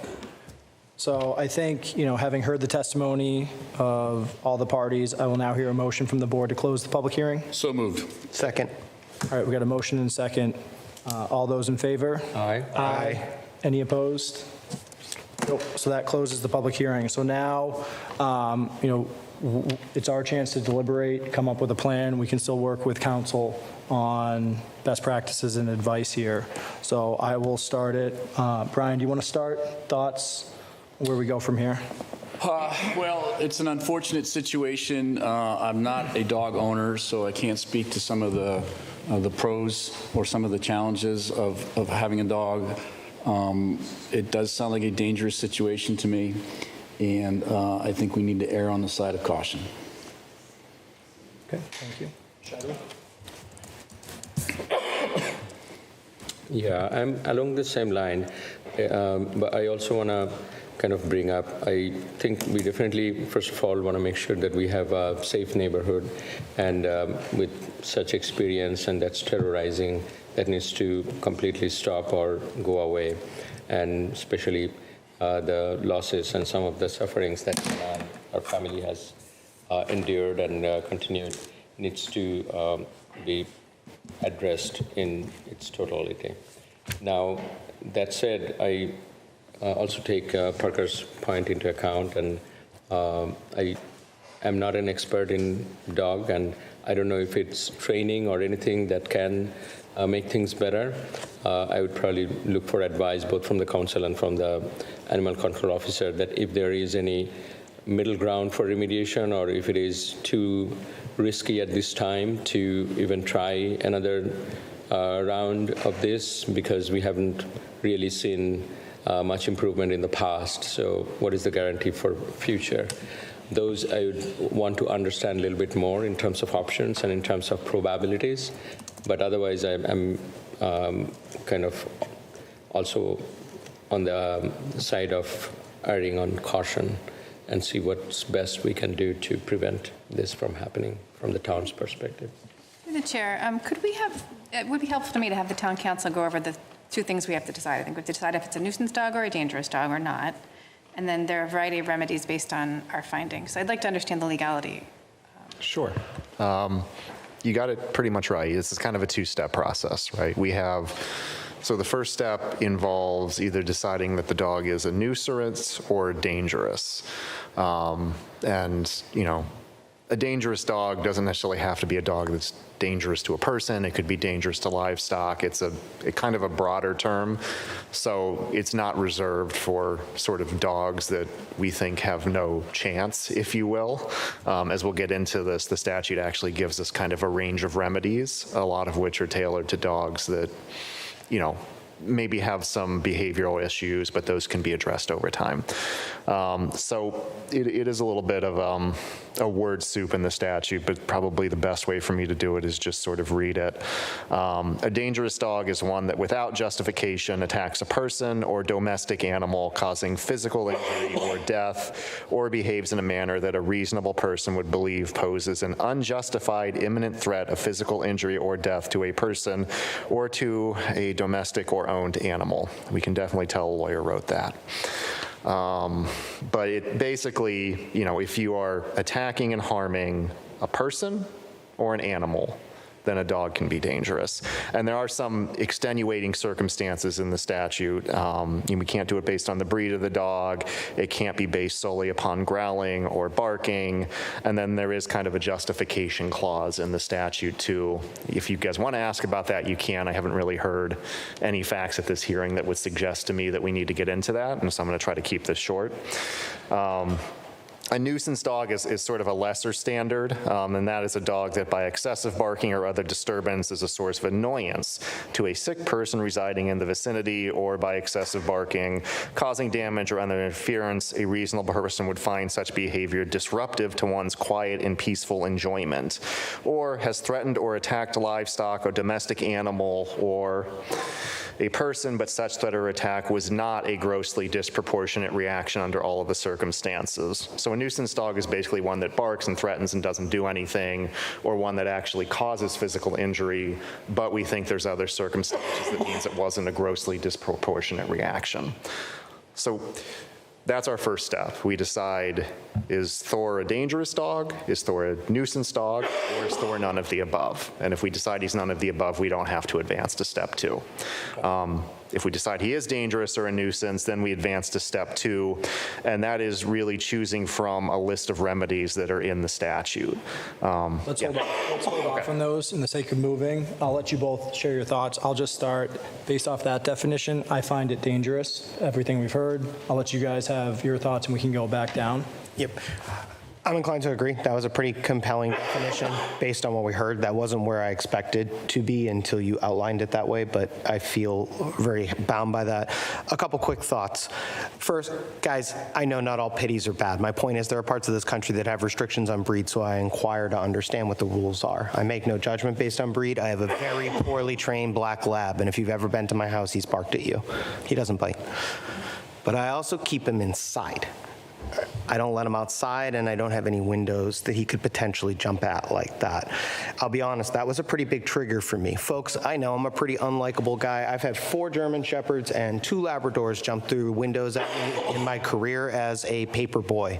I am very familiar with what it means to be chased by a dog that has determined that you are prey, and there is a very fine line here for me. I don't want to say dogs will be dogs, because that's close to boys will be boys, and that's pretty gross. But dogs will be dogs. Jumping through a window is a prey-driven action. That is a flat-out risk to civilian safety, to animal safety, and to the overall stability of the neighborhood. That's where this jumps to a completely different level for me. It isn't just the cat, it isn't a harrowing story, and please don't hear it dismissively. These things do happen. It is the fact that we have demonstrated evidence that this animal will take action to introduce itself as a threat. That is completely different than being out on a leash and the owner got pulled down, he saw a rabbit and he just got off. Thor never does that. Well, I have a lot of evidence today to suggest Thor does that. However, I would like to have a conversation about what it looks like to consider the fact we've seen redress presented. Yep, I think that's fair. Amy? Yep, I would agree based on the definitions that Thor does meet the standard of being a dangerous dog, but there are many remedies. We don't have to go with the most severe, but I would look to the animal control officer opinion, what's something we could do to prevent this from happening again and check up on him again later. Yep. So it's three of us that deem it dangerous. I want you guys to just weigh in quick. Dangerous. Four of us. Four of us. I think it's dangerous, there's no doubt, but I want to understand the remedies. Yeah, so now we're going to jump into, because the motion will involve the remedy and the penalties. So if you can walk us through that, and then we'll, talk again. Sure. So the first two remedies are kind of similar, that the dog be humanely restrained or that it be confined to the premises, including in like a dog run or something of a similar nature. So in other words, we're basically, and I will say you can't order the dog sort of like tied to a pole or something, like the old versions of the South as we think of it or something like that. But what you can order that the dog, basically, if it's on the premises, it's in the house, or it's in like a fenced-in dog run or something like that. In other words, stopping the dog from getting out. That's an allowable remedy. You can also order that if the owner or the keeper is going to take the dog off of the premises, that, it would be restrained. There's sort of specifics about the tethering device having a minimal tensile strength and all of that, but basically leashed. And in addition to that, you can order the dog muzzled if you think that that's a wise option. You can order that the owner or the keeper of the dog provide proof of insurance in an amount of not less than $100,000, insuring the owner or the keeper against any sort of claim for injury, loss, damages, etc. You can order, if you're worried about identifying the dog in the future, you can order that the owner provide to you, the licensing authority or the animal control officer, sort of information by which the dog could be identified if you're ever worried about a sort of future incident. There's one about, if there's no evidence that a veterinarian says that the dog is not unfit for alterations, then you can order that. And then finally, there's kind of what I would call the extreme option, which is you do have authority to order the dog euthanized. I would say that in my experience, towns typically don't jump to that remedy until they've had sort of several hearings and incidents, and they've kind of said, we've ordered the other things, and through that combination of things, we haven't really been able to stop the incidents. So that's what the statute allows. I think the only notable thing that I would say in addition to that is that there was a time way back when where towns would essentially order the dog out of town. You cannot do that. So. Awesome. Thank you, Brian. Yep. So everyone can have a chance. I'll go first. I didn't really share my thoughts before in the interest of time. Anyone that knows me, I'm a very big dog person. We just adopted a second dog earlier this year. She's a German Shepherd. It's a known breed for, potential concerns. I personally took that as a responsibility for me to, make sure the dog's restricted, safely contained. She's always leashed up. She's been active in training. So I think everything that you just described, there's a lot of things there. I like the ideas of, one, making sure it's restrained when it's in the house. Two, when it's taken out of the house. We can certainly talk about the leash. I don't like retractable leashes. They need to be a certain strength, as he alluded to. I've seen that happen firsthand. And I also think a muzzle is appropriate here. When it's outside the house with the owner. So that's my opinion based off of that. And, Amy, if you want to start. So I do agree that those two things seem good, that the dog be humanely restrained and then when off the property muzzled. That does make sense to me. I didn't know if I guess it's not in the remedies list here. Can we require that the dog see a trainer, or that's not in the list?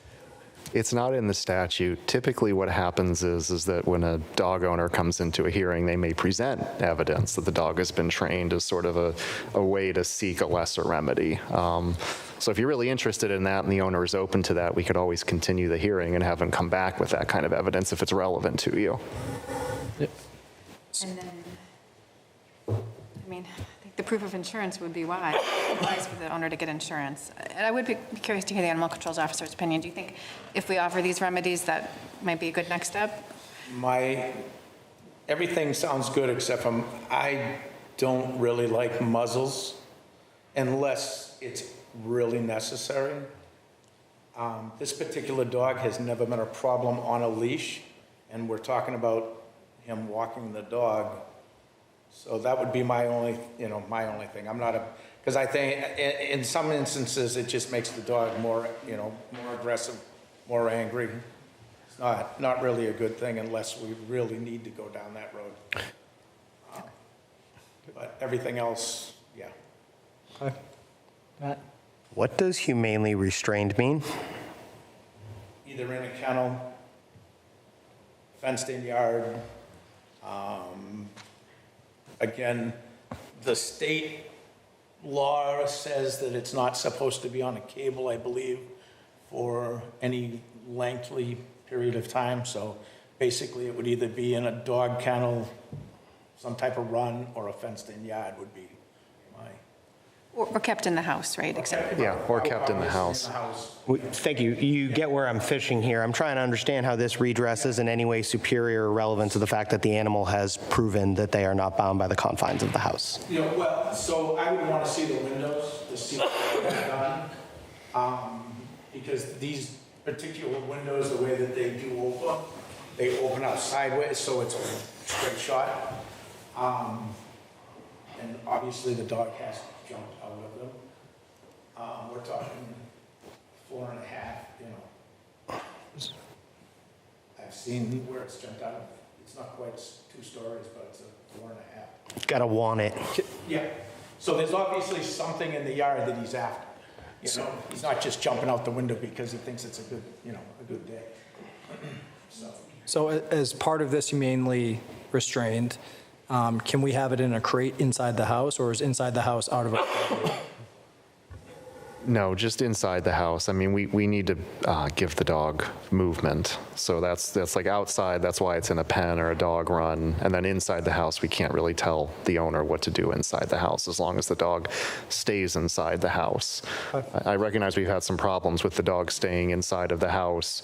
I think the best we can do is, if this is a remedy you consider, is to warn the dog owner that this is serious, and if you end up back here and you can't keep the dog in the house, then the board is going to have less options on this list, and there's certain options you probably don't want to get to.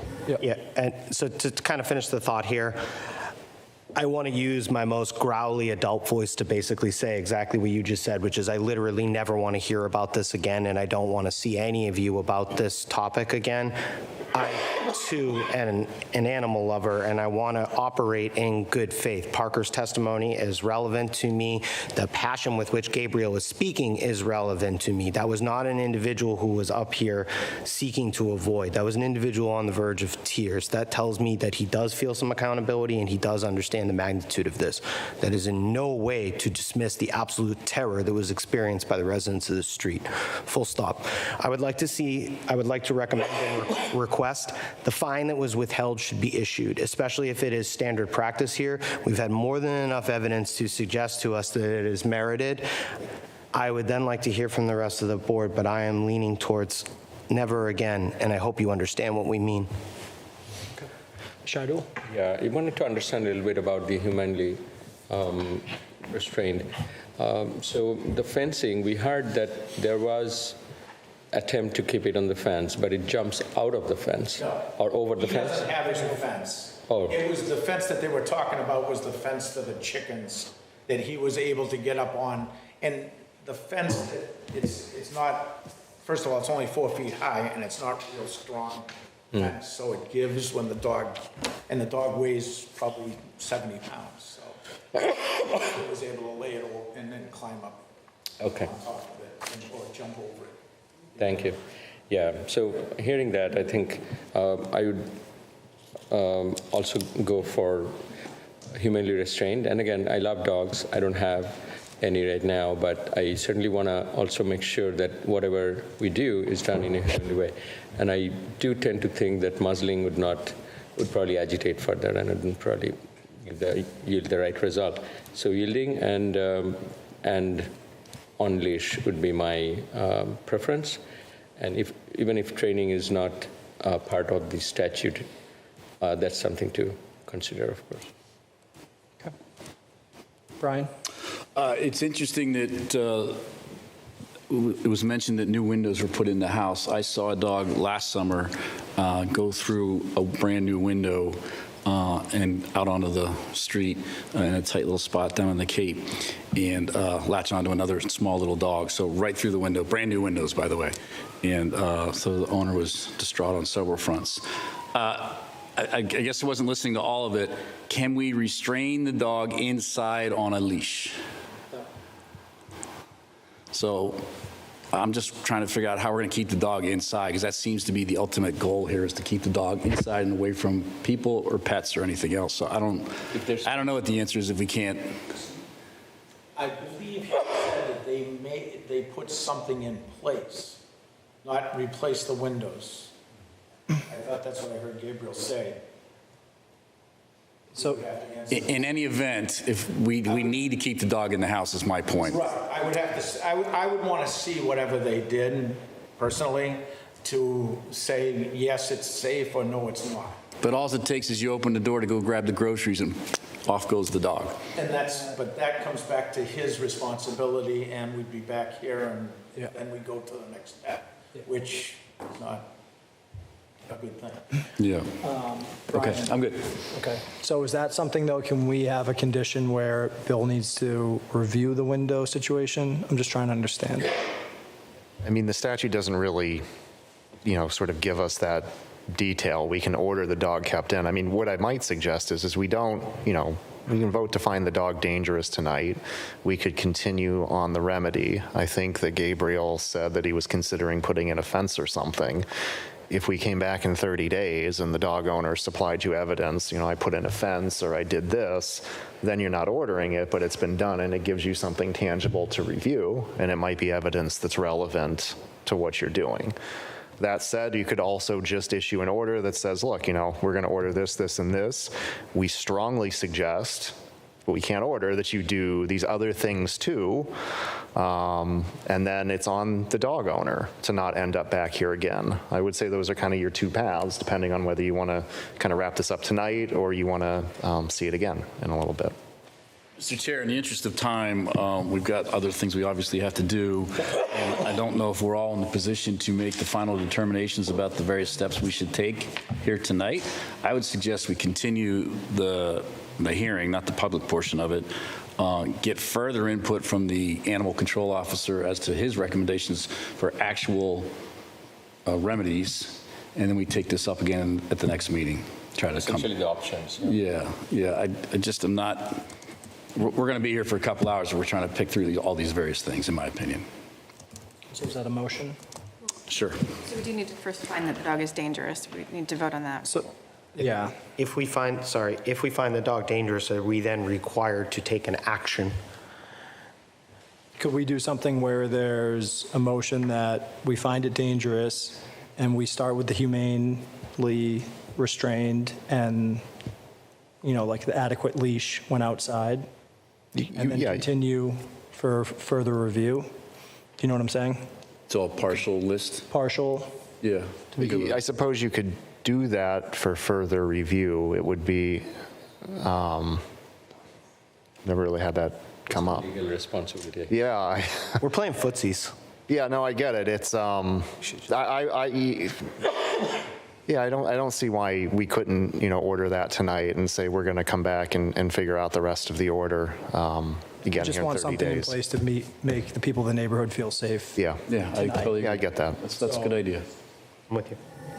So then, I would look for a motion that said the board finds the dog, identified as Thor, residing at 50 Hayward Street, to be a dangerous dog as defined by general law, and to initially apply the immediate remedies of humane restraint, and the dog must be confined to a leash of a certain tensile strength, non-retractable, can't be a retractable leash immediately, and then to be reviewed later. What length would that leash be? I don't think the length is. Should we add that our animal control officer will validate these remedies? It says 3 feet. I think that's, the last part was to continue review of this. Yeah, but even for immediate, I think there needs to be some validation. And then I agree, sorry for the interruption, that come back with more solid options. Even if humanly restrained and others we decide today, how is it going to be validated or enforced? I'm okay with that amendment if it's in line. That's fine, yeah. Yep. So you listed a motion. Does someone moved or a second?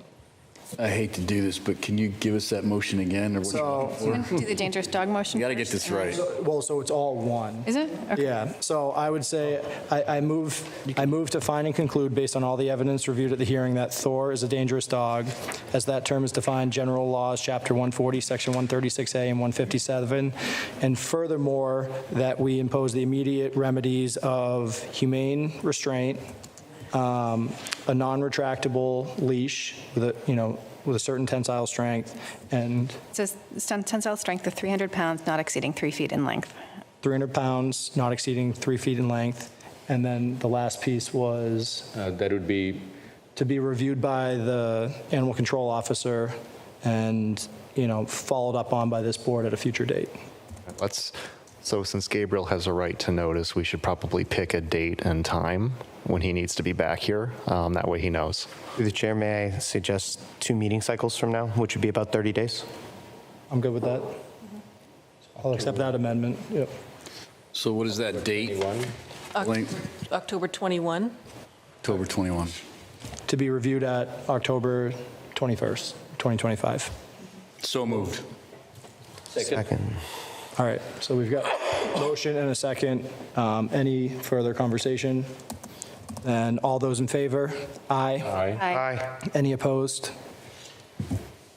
That was an aye, sorry. So I think that's unanimous. Thank you, everyone. Thank you. Thank you. All right, so going back, Jed and Kerry, would you please join us? Got to do a 7th inning stretch.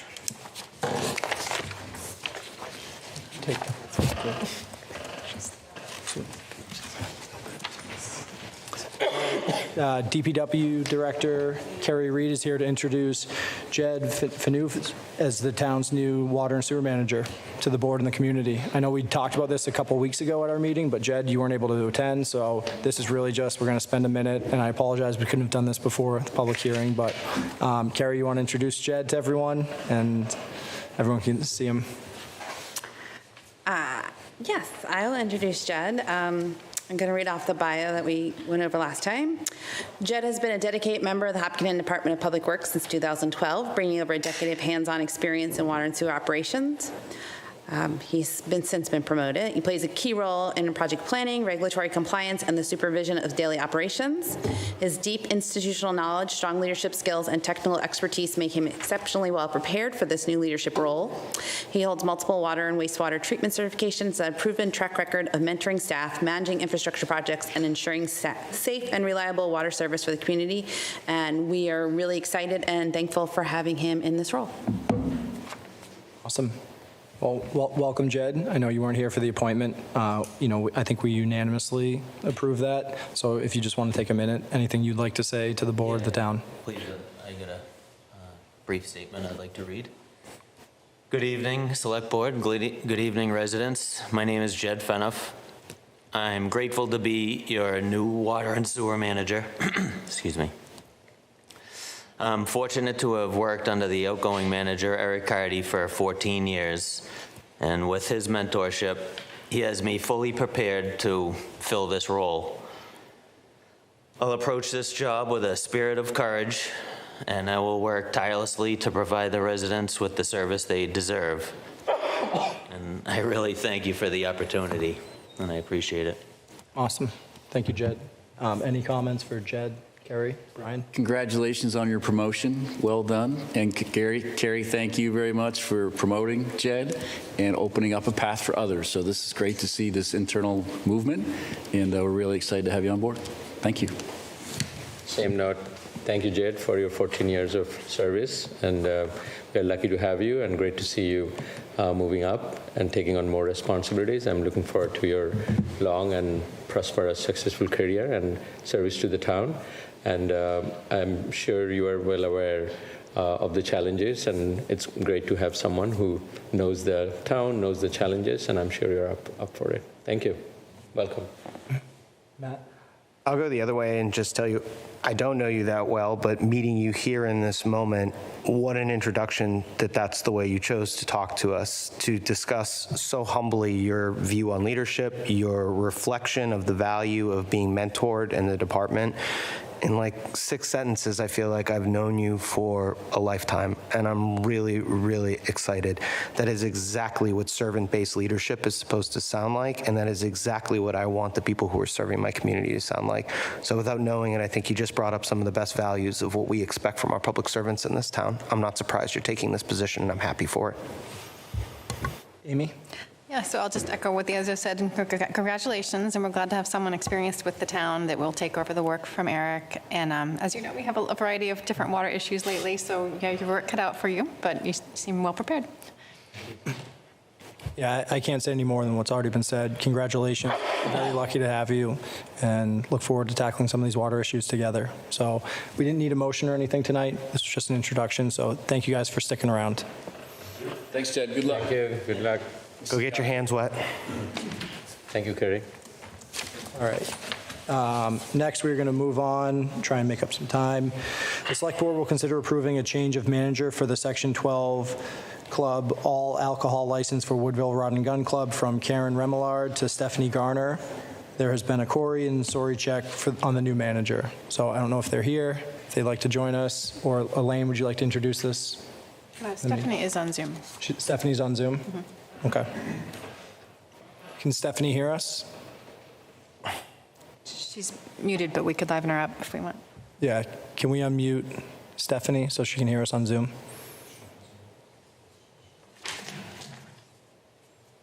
In the meantime, Elaine, would you like to? Welcome, Stephanie. How are you? Good, thank you for joining us tonight. We appreciate you sticking around. Oh, it was good. So, Elaine, do you want to introduce this first, and then we'll, give Stephanie a chance to introduce herself? Sure. The Woodville Rod and Gun Club has a Section 12 all alcohol club license, and a change of manager requires approval of the board. Perfect. So, pretty straightforward, but Stephanie, can you please, just introduce yourself to the board and the town? Absolutely. I grew up in Hopkinton. My father owned Garner Brothers Sawmill. I was a bar manager at Woodville before, and I took a step back to raise the kids, and I'm back. Awesome. Perfect. Well, welcome back. To the board to have questions and comments. Amy, would you like to start? I think just to make sure all the paperwork is complete, all the sign-offs, the query, sorry, I think you said in the packet, let's see, and look at the checkbox, the liability insurance and everything is all, that's good, it's all in order, okay. Okay, I don't think I have any further questions then. Okay, Matt? No, similar read here. If the packet's in order and the query story's been verified, happy to see another Hiller taking a role. Awesome. Shadow? Same. I think since everything is in order, this makes sense and sounds good. Brian? I'm all good. Thank you. Yep. Stephanie, I have no additional comments. Thank you for joining us. I'll open up to the board. Look for a motion tonight. Thank you. I move to approve the change of manager for the Section 12 Club all alcohol license for the Woodville Rod and Gun Club to Stephanie Garner. Second. All right, there is a motion and a second. All those in favor? Aye. Aye. Any opposed? Nope, that is unanimous. Congrats, Stephanie. Thank you. Thank you. Good luck. All right, next, the Select Board will consider discussing and providing feedback to the Parks and Rec Commission on a request from the Hopkinton Historical Society to the Commission for a new plaque on the town common honoring enslaved people who lived in Hopkinton. A memorial plaque on the common requires approval of the Parks and Recreation Commission and the Hopkinton Historic District Commission. The HHDC reviewed the physical design and placement and issued a certificate of appropriateness on January 29th, 2025. The Parks and Rec Commission requests the Select Board's input on this request. So Elaine, do you want to talk? I know there's been a lot in the background here. This has been out for a while. So if you don't mind introducing this and walking us through it. So the Parks and Recreation Commission referred this to the Select Board for feedback. So it still remains in their jurisdiction as to whether they will approve the plaque or not. The purpose of the project, the Historical Society's project, is to honor people from Hopkinton's early days, generally the period between the 1720s to 1790s, whose names and personal histories were unknown, who were in a sense invisible as they were viewed as property rather than citizens, and were bound in servitude in Hopkinton during their lives. So when the board received the request for input from Parks and Rec, we had the research peer reviewed. The challenge with this project is the limited paper trail, because these residents did not own property, they didn't pay taxes, they didn't write wills or make financial transactions. So they may only appear in documents pertaining to the people who owned them, and some birth, death, and cemetery records. So it's really difficult to form, good documentation for research like this. So the peer review did identify some issues with the research, generally with some citations and conclusions that are not directly supported by sources. So there's two things that need to be proven about each name. First, that each one belonged to a real person, and second, that they were enslaved in Hopkinton at some point. And for some of the names, additional research is needed that were on the plaque that was provided, the drawing of the plaque. So the conclusion was that more work needs to be done to convincingly demonstrate that the people named on the plaque not only lived in Hopkinton, but were also in the project is worthwhile. The history of slavery in Hopkinton is one that should be written, and a memorial honoring them would be valuable for the community. So the recommendations are to consider hiring a professional genealogist that specializes in researching enslaved people, and the other is to consider separating the physical memorial from the cataloging of names. For example, this will allow for the addition of new names that are learned and the removal of ones that can't be found, or the documentation can't be found, or also explaining that the documentation has been found for them and why. So having a separate document will also allow for the telling of stories about the people as well, which doesn't get told on a plaque. And so their history becomes more than just a name. So it's behind the name. So it's likely that it'll be a long time before the research is considered complete and solid to literally set those names in stone. And so it would be a shame to delay the memorial indefinitely, because it's clear there was slavery in Hopkinton in the past. So the suggestion is that there could be a memorial to the enslaved residents, and then not list the names and have that in a separate document that can live over time and include their stories of their lives when the documentation is available. So that was the recommendation through the peer review. Perfect. I'll open up to the board, and I think we have the Historical Society here tonight. Would you like to come join us? Yes. Please. If you don't mind introducing yourselves. Sure. Yeah. I'm the archivist at the Historical Society, and Ann Mattina, president. I'm the president of the Historical Society. Thank you, Mike. And on the Historic Commission as well. Yeah, and I'm on the District Commission. But I have to say, when I shared my notes on the research, that was by no means a finished copy. I was trying to let people know how the process was working. I've done really tight research, and I sent another copy of my notes and 17 sources for the bibliography, and I justified very carefully where I got all my information. I don't think anything else at this point in time could be discovered, and I think it was professionally done. I just needed to know ahead of time. I didn't know that was going to be sent for peer review, had I known. But anyway, I polished it up, and so I would disagree with the idea of having to do better research. I concur. Linda's been working on this project for 10 years. and was inspired to come up with the idea about the memorial plaque last year when we did the Reading Frederick Douglass event on the Common. And as she said, when we first, when the materials first got to the town manager's office, those were just Linda's notes. We had no idea that they were going out for peer review. We weren't told that, and then I was asked to meet with the town manager and told that, you know, that they had problems with it. So, as Linda said, she polished it up. She did exactly what you would do if you were submitting something to an academic journal and having, you know, a blind peer review, because we still don't know who the reviewers were. And her research is valid. Both of us are academics. We both engage in this kind of research. We know what a primary source is versus a secondary source and how to distinguish it. And Linda has gone into property records and wills and many, many other sources. And it seems to us a little overreach that we have to prove even more so that they lived here. I mean, we've got the documentation.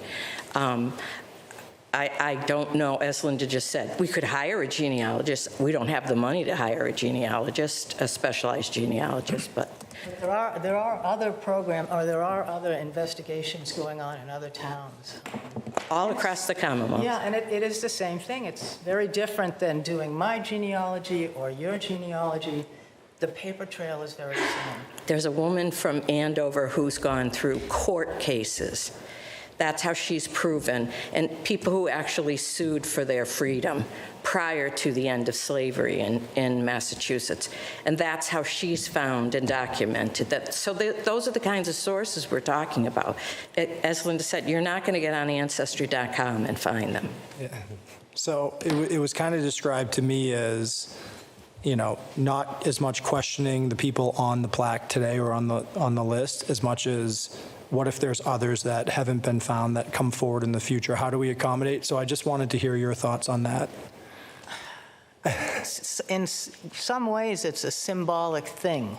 We're really just recognizing that this did happen. I don't doubt that there were 30 more people. I really don't doubt it. But at this point in time, I mean, it's been 300 years. Could we do something just to acknowledge them and to broaden the history? Children don't know this. People don't generally know it, period, in Hopkinton or anywhere. So if there were an error, I don't think it would be a serious thing. It's... Yeah. The other thing that we agreed to is with Parks and Rec, and you know, I let the town manager know this, we have no problem with like putting up a web page on the Historical Society website and have a QR code on the memorial itself so that people can explore further who the people were.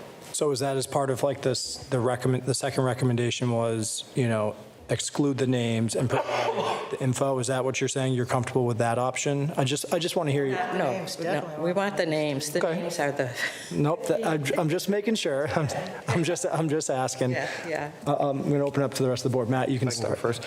Can I have the Parks and Rec Committee join us? I would like to hear in their own words what the concern is, as they are the group that escalated. So I'd rather, they kicked it to us. I'd like to hear from them. We already established the precedents that we asked the Historic Commission why they felt the need to bring this. I grilled him pretty severely about it.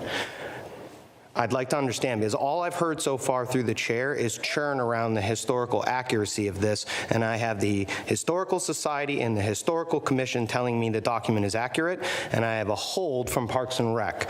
What is the jurisdiction of Parks and Rec? When you review, what are you reviewing for? It sounds to me like, and I'm going to say this with love, the history nerds are telling me the history nerdery is correct here. I would like to support them, and I don't understand why Parks and Rec is holding it. What does Parks and Rec review for during this process? Can Parks and Rec come explain the purpose of the hold? So it wasn't a hold. They kicked it to the select board for input. I'm using the phrase hold. When you don't make a decision that you potentially have the ability to make, you have put a hold on the decision in lieu of making it, and you've asked us for guidance. I would like to hear from them why they needed our guidance and on what they needed guidance, given the concerns raised are historical in nature. Does the rest of the board share this opinion? I don't know that they need to. Why? Well, because I find it took up in a spot on our agenda, so it came to us. I don't feel like the need to go back to them to clarify. I don't want to go back. I want to support this. I want to move it forward, and I don't want to go back. I just want him to come up and sit where the same two are here and give me his side of the story. Yeah, it has been 6 months since we last dealt with them. It's been dragging. Parks and Rec, please join us.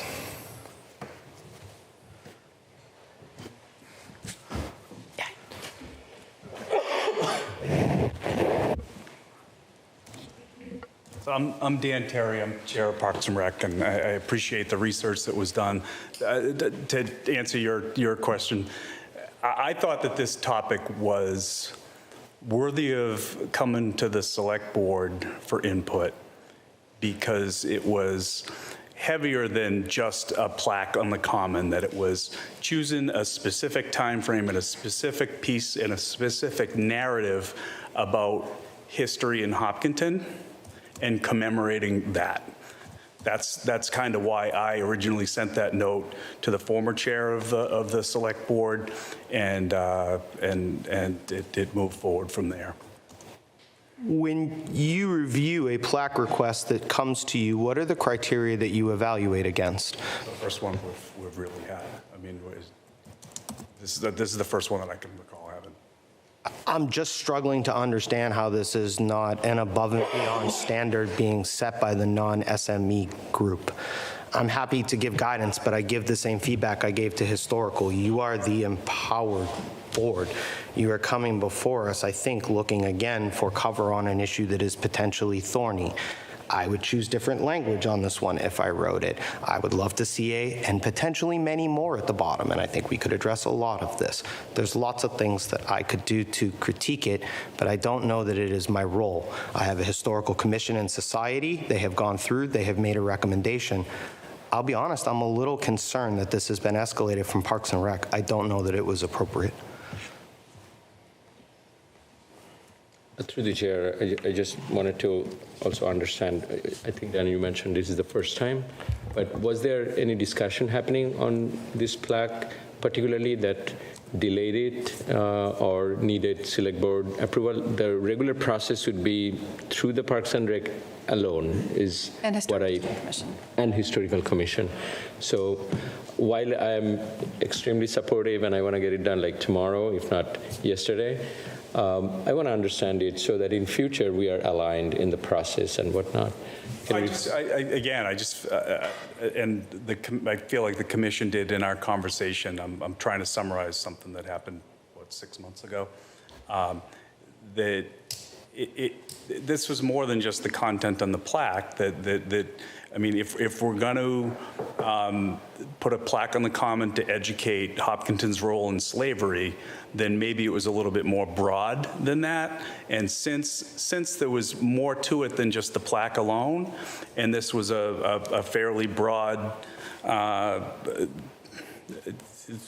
think thorny to say the least, topic, that maybe the Select Board ought to be able to weigh in and make a determination as to whether we want to commemorate just that piece of Hopkinton history in this way. Good schedule. I am, and I'll hold my deliberations and comments. I just hope that we can be better aligned in future in any situation like this. In retrospective, it's always Monday morning quarterbacking, but I think it could have been brought to us sooner, right away, instead of waiting for 6 months. And B, I don't know if I would term it as thorny. 300 years later. I think it's pretty obvious and common and, straight shot for all of us, in my view. Through you, Mr. Chairman, we chose to address this. I passed this along and asked for the thoughts of the Select Board back, I believe it was in April. Yeah, and at that time, with the town manager's department's input, the peer review was found reasonable to do, and that's where this whole thing came from. So, the time standpoint came from that. Okay, thanks for clarifying that. I appreciate that. I just think when I act. Yeah. Brian? I don't think we should dissuade our colleagues in local government from reaching out and seeking input, advice, ideas from others. I don't think there's anything unhealthy about that. I do think, specific to the question in front of us tonight, looking for some guidance and thoughts about what the board may think of the idea from one person's seat. I do think it would be appropriate, and I would like to recognize those that were enslaved in Hopkinton at one time in our history. How we do that and the accuracy to which we can get comfortable, to that level of accuracy that we can all get comfortable with, I think is where the challenge might lie. So maybe different wording on plaque that says, while many were enslaved, here are some that we know. There probably are more, how we word it, more appropriately. There probably are more, but we recognize them all and we honor their lives and something like that, right? So I'm trying to, I don't know, like not put us into a corner with specific names, done, right? Or not put us into a corner with specific words, like this is what happened, done. Because we don't fully know everything that went on 300 years ago. But I do think there's clear indications of what we should do to recognize and honor those folks. And that's the guidance that I would suggest as one member. Thank you. Through the chair. Well, I don't think Amy's had a chance to speak. Do you have a direct one? Just on this topic, so while I appreciate that, I really appreciate Brian's thoughtful comments on that. I'm thinking we might look at, option to keep it open with what we know, we put it now, and keep it open to add later, should we find new names or should we find new facts, just before we lose this thought. Okay, perfect. Amy? Yeah, we reviewed this on the Historic District Commission, and I agree that I think the Common is the right place for it to be. I think I did hear that some people were suggesting other places in town, but I think it is very appropriate to be near. We have like a memorial to our founding, white families that were not enslaved on the Common. So I think having a memorial to the enslaved is appropriate on the Common as well. And I do recognize that it's hard to find the names, and I certainly would be open to a statement like, and many other names who've been lost to history, and I think we just have to recognize we may not always have the full list of names. And I think even on war memorials, sometimes they add names later if possible, or they could be added on a website or a document at the library. But I know Linda was the historian at the Hopkinton History Room, I believe, at the library for many years. So I do trust her research here. So I think it does belong on the Common, and I understand that it's not going to be a perfect document because the records were not great back then. Awesome. So I agree, and I think it makes sense on the Common. I think we've, the research has been done, it's been peer reviewed. So did we need a motion here? I think it was just looking for general feedback. I think there was a lot of feedback given across, both from the Historical Society on, I think I heard a QR code or something to bring people to future sites for additional information.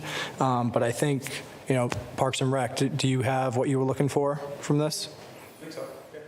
Perfect. To the chair, I just want to also add, I didn't get the opportunity. I want to profusely thank Linda and the group of dedicated people from the Historical Society for the hard work doing this and pushing this forward. We all know it's not an easy task, but something keeping on radar and pushing us to do what's right. I wholeheartedly commend that, and thank you for doing all the good work. Perfect. Through the chair, I might just suggest as a future thought for all of us here, it seems like a lot of the churn was around that there are ultimately subjective requirements as to what is and is not approvable, what does and does not meet the threshold. Subjectivity is where ambiguity thrives, and it ultimately leads to frustration. I would strongly suggest to the two groups having a conversation about how you would like to more objectively assess these sorts of requests in the future, such that we don't need to provide you guidance again. I think you have the tools to get this right yourselves. Which two? Parks and Rec. I don't know what other group you're referring to. No, I think he's... Historical District Commission in this. Oh, that's Yeah. Yeah. I know you are. My broader point is that there is a non-alignment between the two approving groups about what the content and expectations are. I am softly suggesting to you have a mutual conversation such that some objective criteria can be developed. Historic District Commission has a long history of butting heads with Parks and Rec, just for everyone's reference. You can butt heads with me, I'm right here. All right. Linda, Nan, thank you. Yeah, we appreciate everything you guys have done here. So we are going to move on to the discuss the draft FY27 budget calendar and hold a discussion regarding its FY27 budget message to town departments. I'd like to welcome up the Appropriation Committee, Capital Improvement Committee, and School Committee to join us. And in accordance with the town charter, the town manager must gain consensus on the budget timeline and issue this budget schedule before October 1st. So do you guys want to join us? Just kind of grab a seat, fill around the table. It's going to be a little packed. We do need to call our meeting to order. Okay. So I need a motion from somebody on our committee to call our meeting to order. I move that we call the meeting to order. Great. Do I have a second?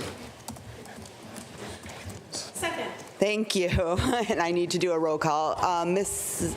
Richards Kavanaugh should be on the screen. She might be Ms. Stevenson? Yes. Ms. Ronka? Yes. Mr. Masters? I'm a yes, and if we have Ms. Richards Kavanaugh? She said she's not seeing Nancy's not on Nancy. this. Not on there. Okay. So I think Thank you. Sorry. We're all set now. Welcome, everyone. Thank you all for coming. Thank you for sticking around tonight, a little bit later than planned. Elaine, do you want to introduce this, start us off? I think, I discussed the overview, but... Sure. So the purpose of the meeting tonight is to gain consensus on the budget calendar, and everyone has reviewed it, and we've adjusted the dates based on everyone's feedback. So you've all received the calendar, and it has the dates for meetings, budget being due, joint meetings, and it is a bit flexible, so we can adjust over time as things come up. Okay. So. All right, I'll start with school committee. Schools, do you guys have any thoughts or feedback on the calendar as proposed? As Ms. Lazarus said, we reviewed the calendar together, and the school committee voted the budget calendar that we use for the school, which incorporates the dates for the town. So we've already voted our budget calendar, so thank you. Perfect. Appropriations? Well, we have not met, but this seems very comparable to what we've done in the past when we normally meet. Looks great to me. So. That works for us. Thank you, Jean. Do we have anyone from Capital Improvement here or on Zoom? Oh.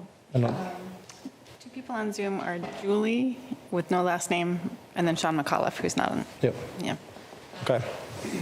So then I'll kind of open up to the board for any thoughts. Amy, you want to start? It looked good for me. I just wanted to confirm, and I checked the last couple dates anyway, that we're counting backwards now from a Saturday town meeting, not counting backwards from a Monday, right? That's correct. So that's because the weekend's in there, then it's a couple extra days, right? Okay. So we're just going over the calendar right now. We haven't talked to the message. So just seeing if anyone has any issues with the calendar as proposed. That was good context, thank you. My apologies, near 40-year-old man.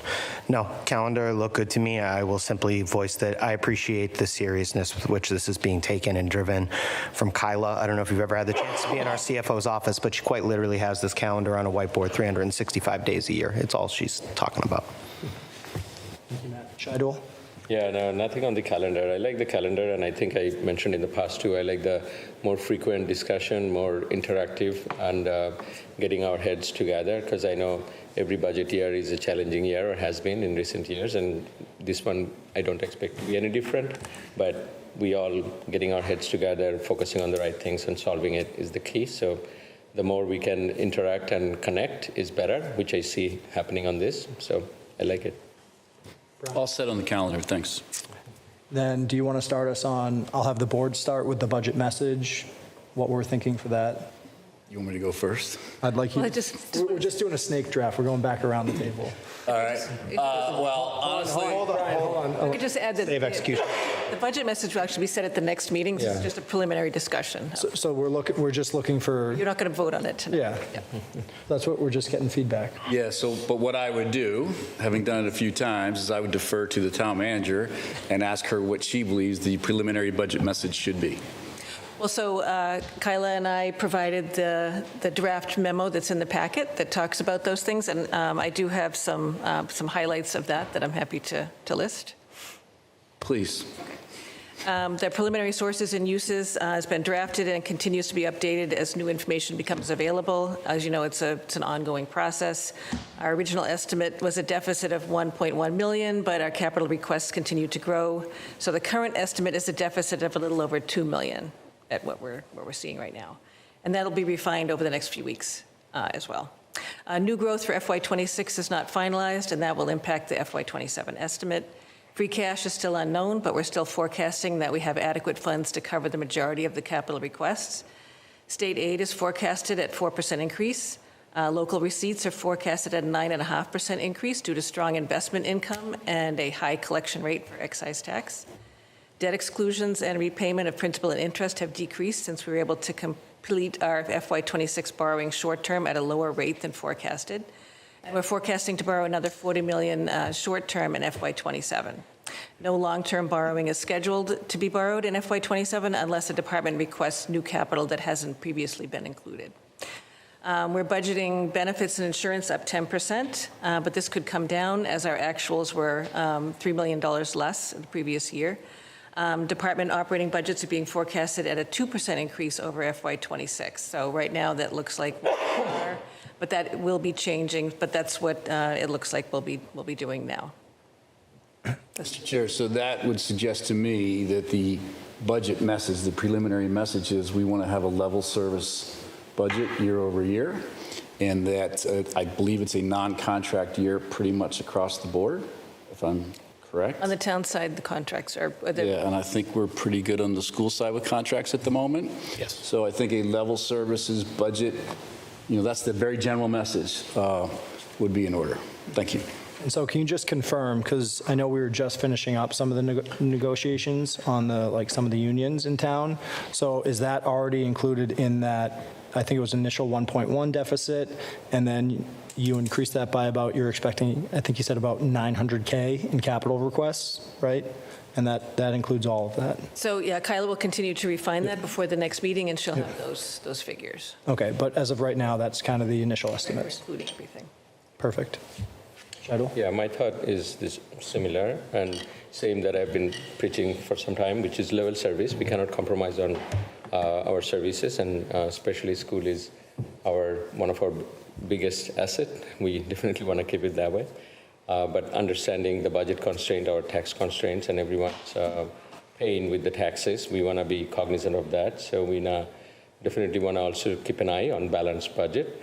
But preliminary, I think $1 million, $2 million certainly honestly sounds not too bad at this time. But I hope it doesn't get worse. It only gets better, and we find other sources. But the general message would be balanced budget and level service. Thank you. Matt or Amy? I don't think I really have anything to add. I appreciate the explanation, and I understand it's a moving process and that, numbers will change as we go. But level services definitely is the way we want to go. Thanks, Amy. Since the minute I got elected, I've been wanting this one.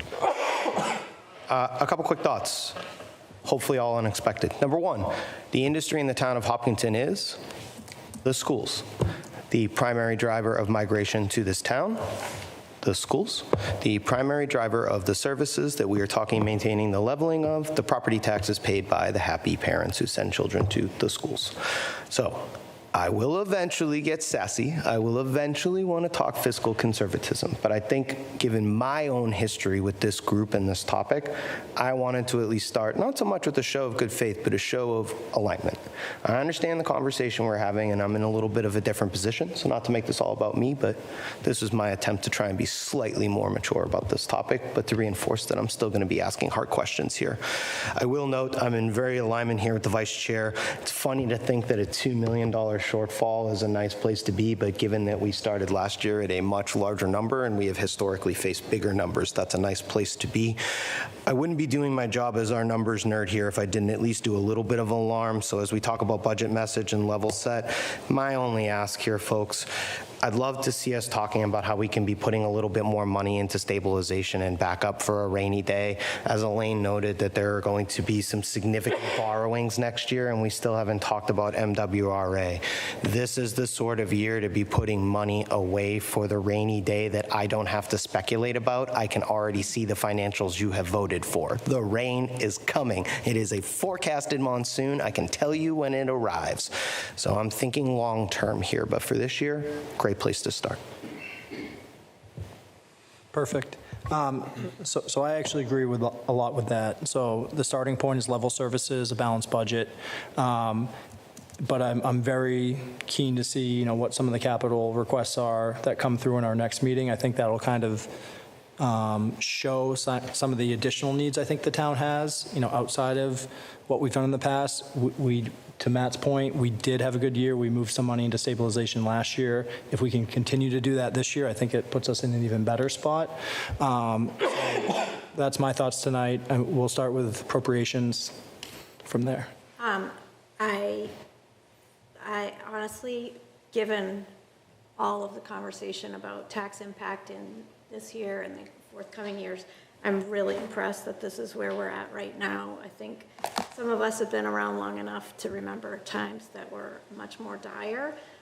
So I think that's a credit to you and Kyla and your team for really taking a hard look at everything and doing some really good financial planning. So thank you very much for that. I think, as it is every year, this is the beginning of a long conversation that's going to change a lot, and there are a lot of variables that we don't know right now, but we are in a good place knowing as much as we do about all of the union contracts, and that's not often. So that is a huge variable that we don't have this year, which I think is an asset.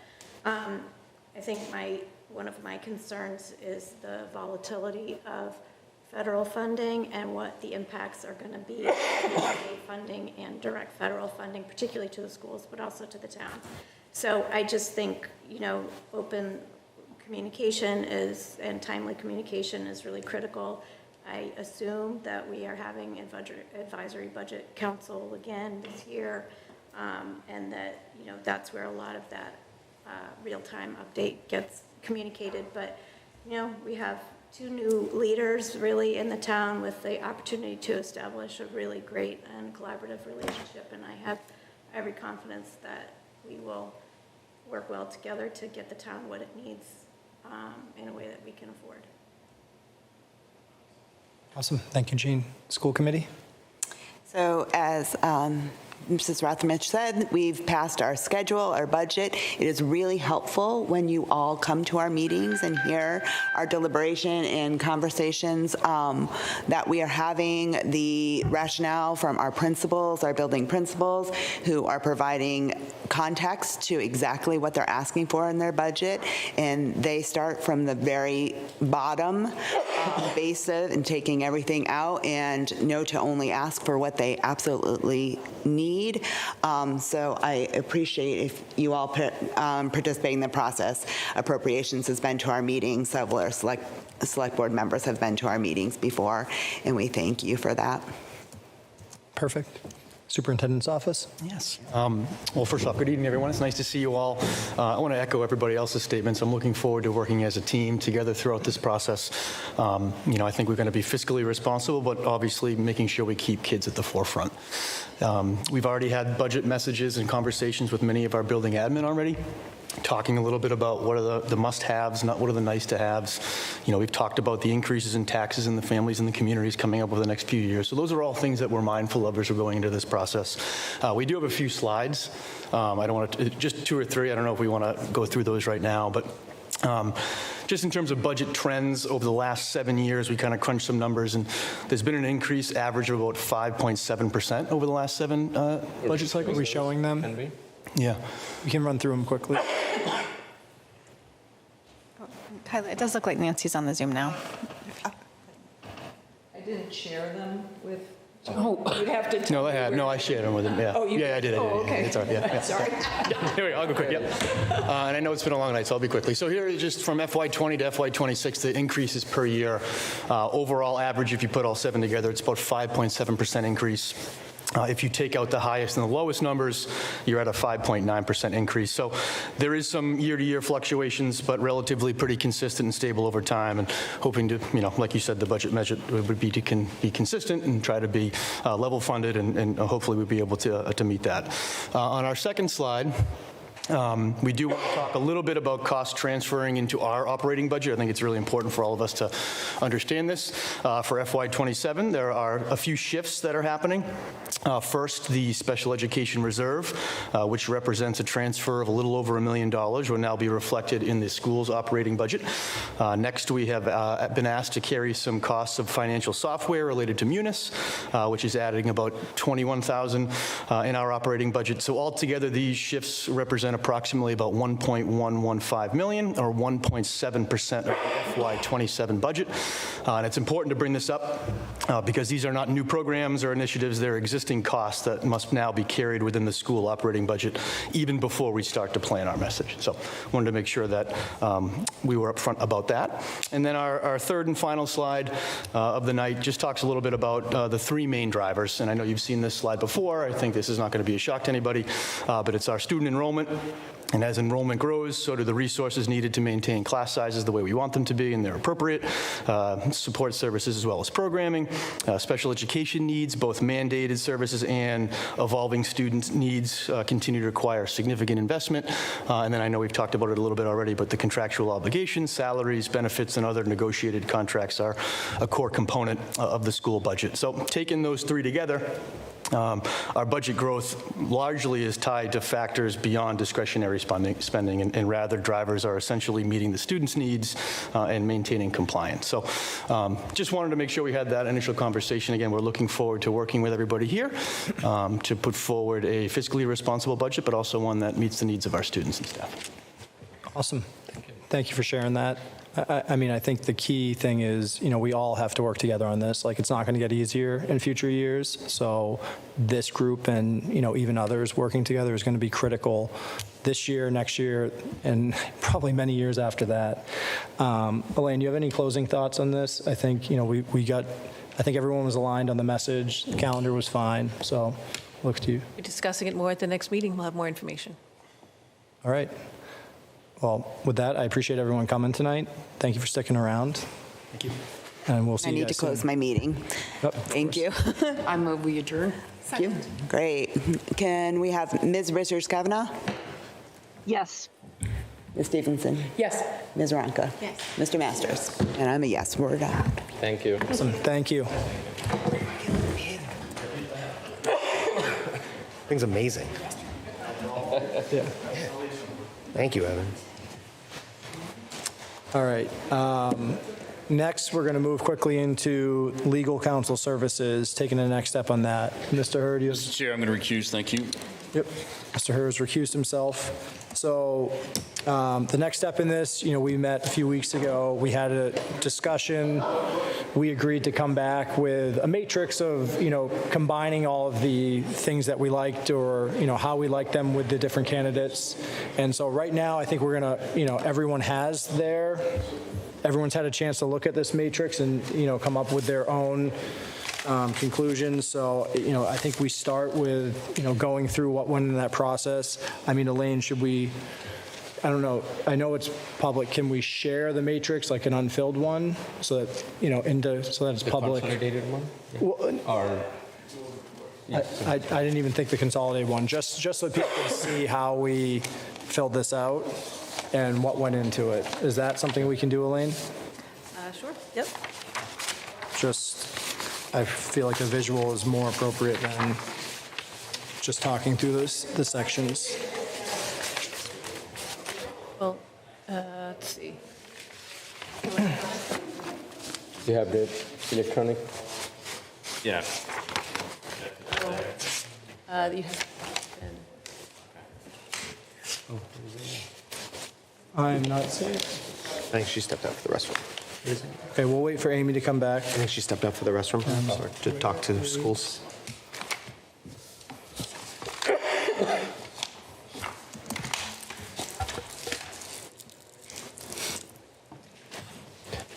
You're a trooper, Shahadul. You're a trooper. I don't know that I would have been here. Oh, no, my winters are long with cold usually. But I'm not contagious. Oh, it was told by. I'm appreciating the dedication, honestly.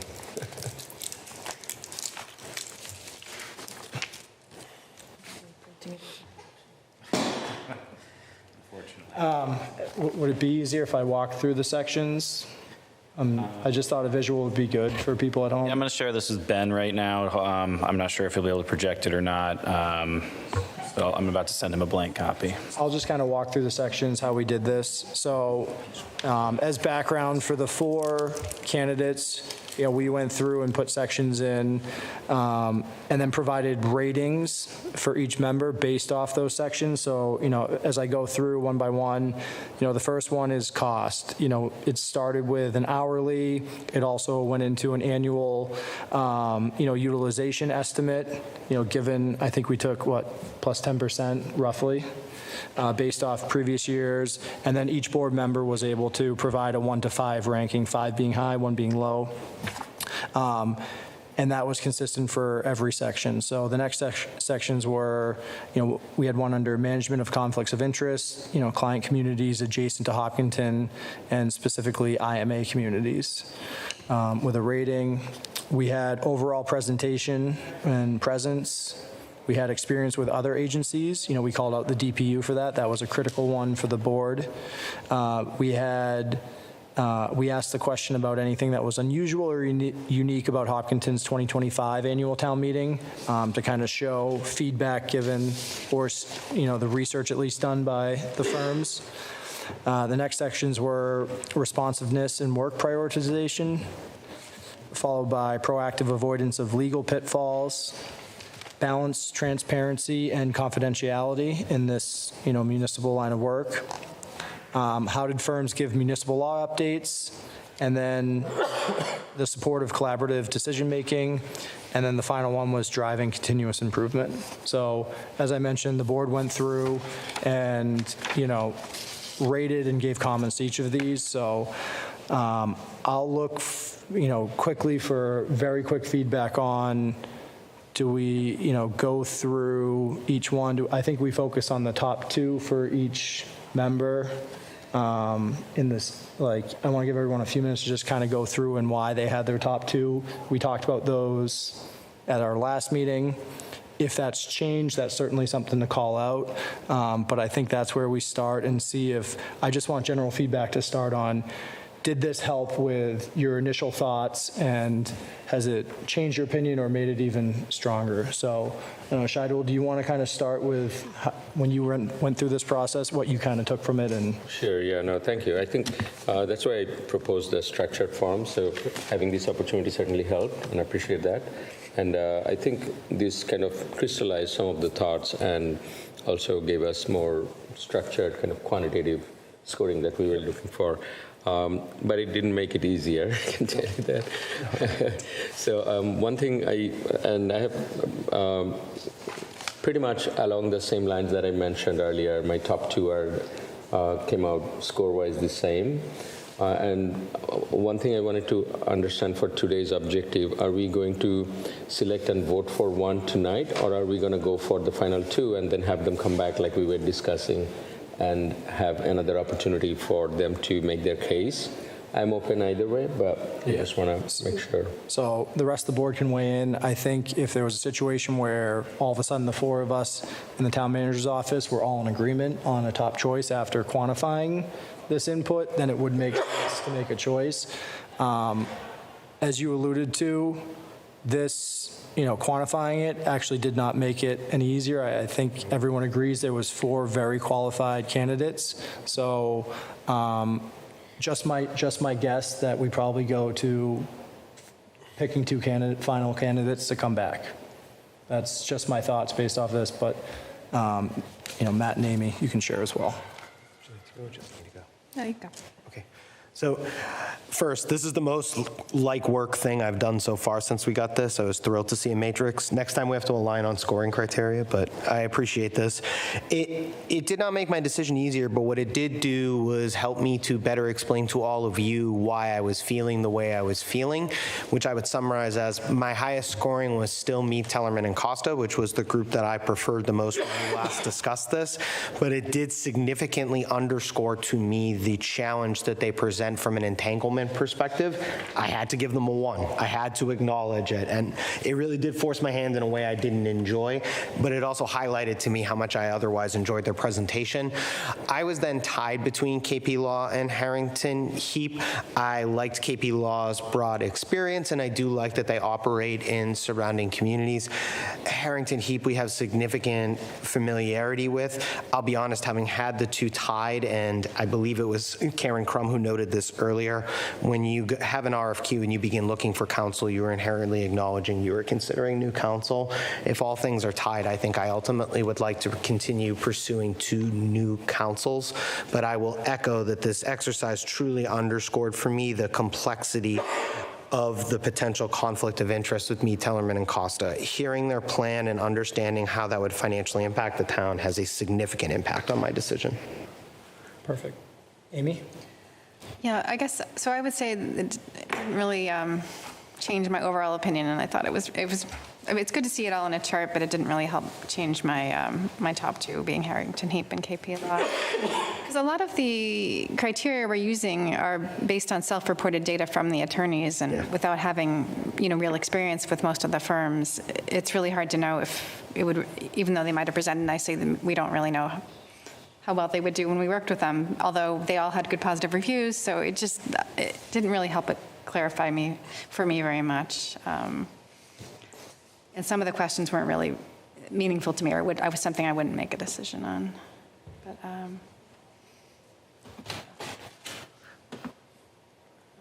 and I guess, so in this scenario, Brooks and Rensis became my 3rd choice. I was kind of thinking they were my 4th choice originally.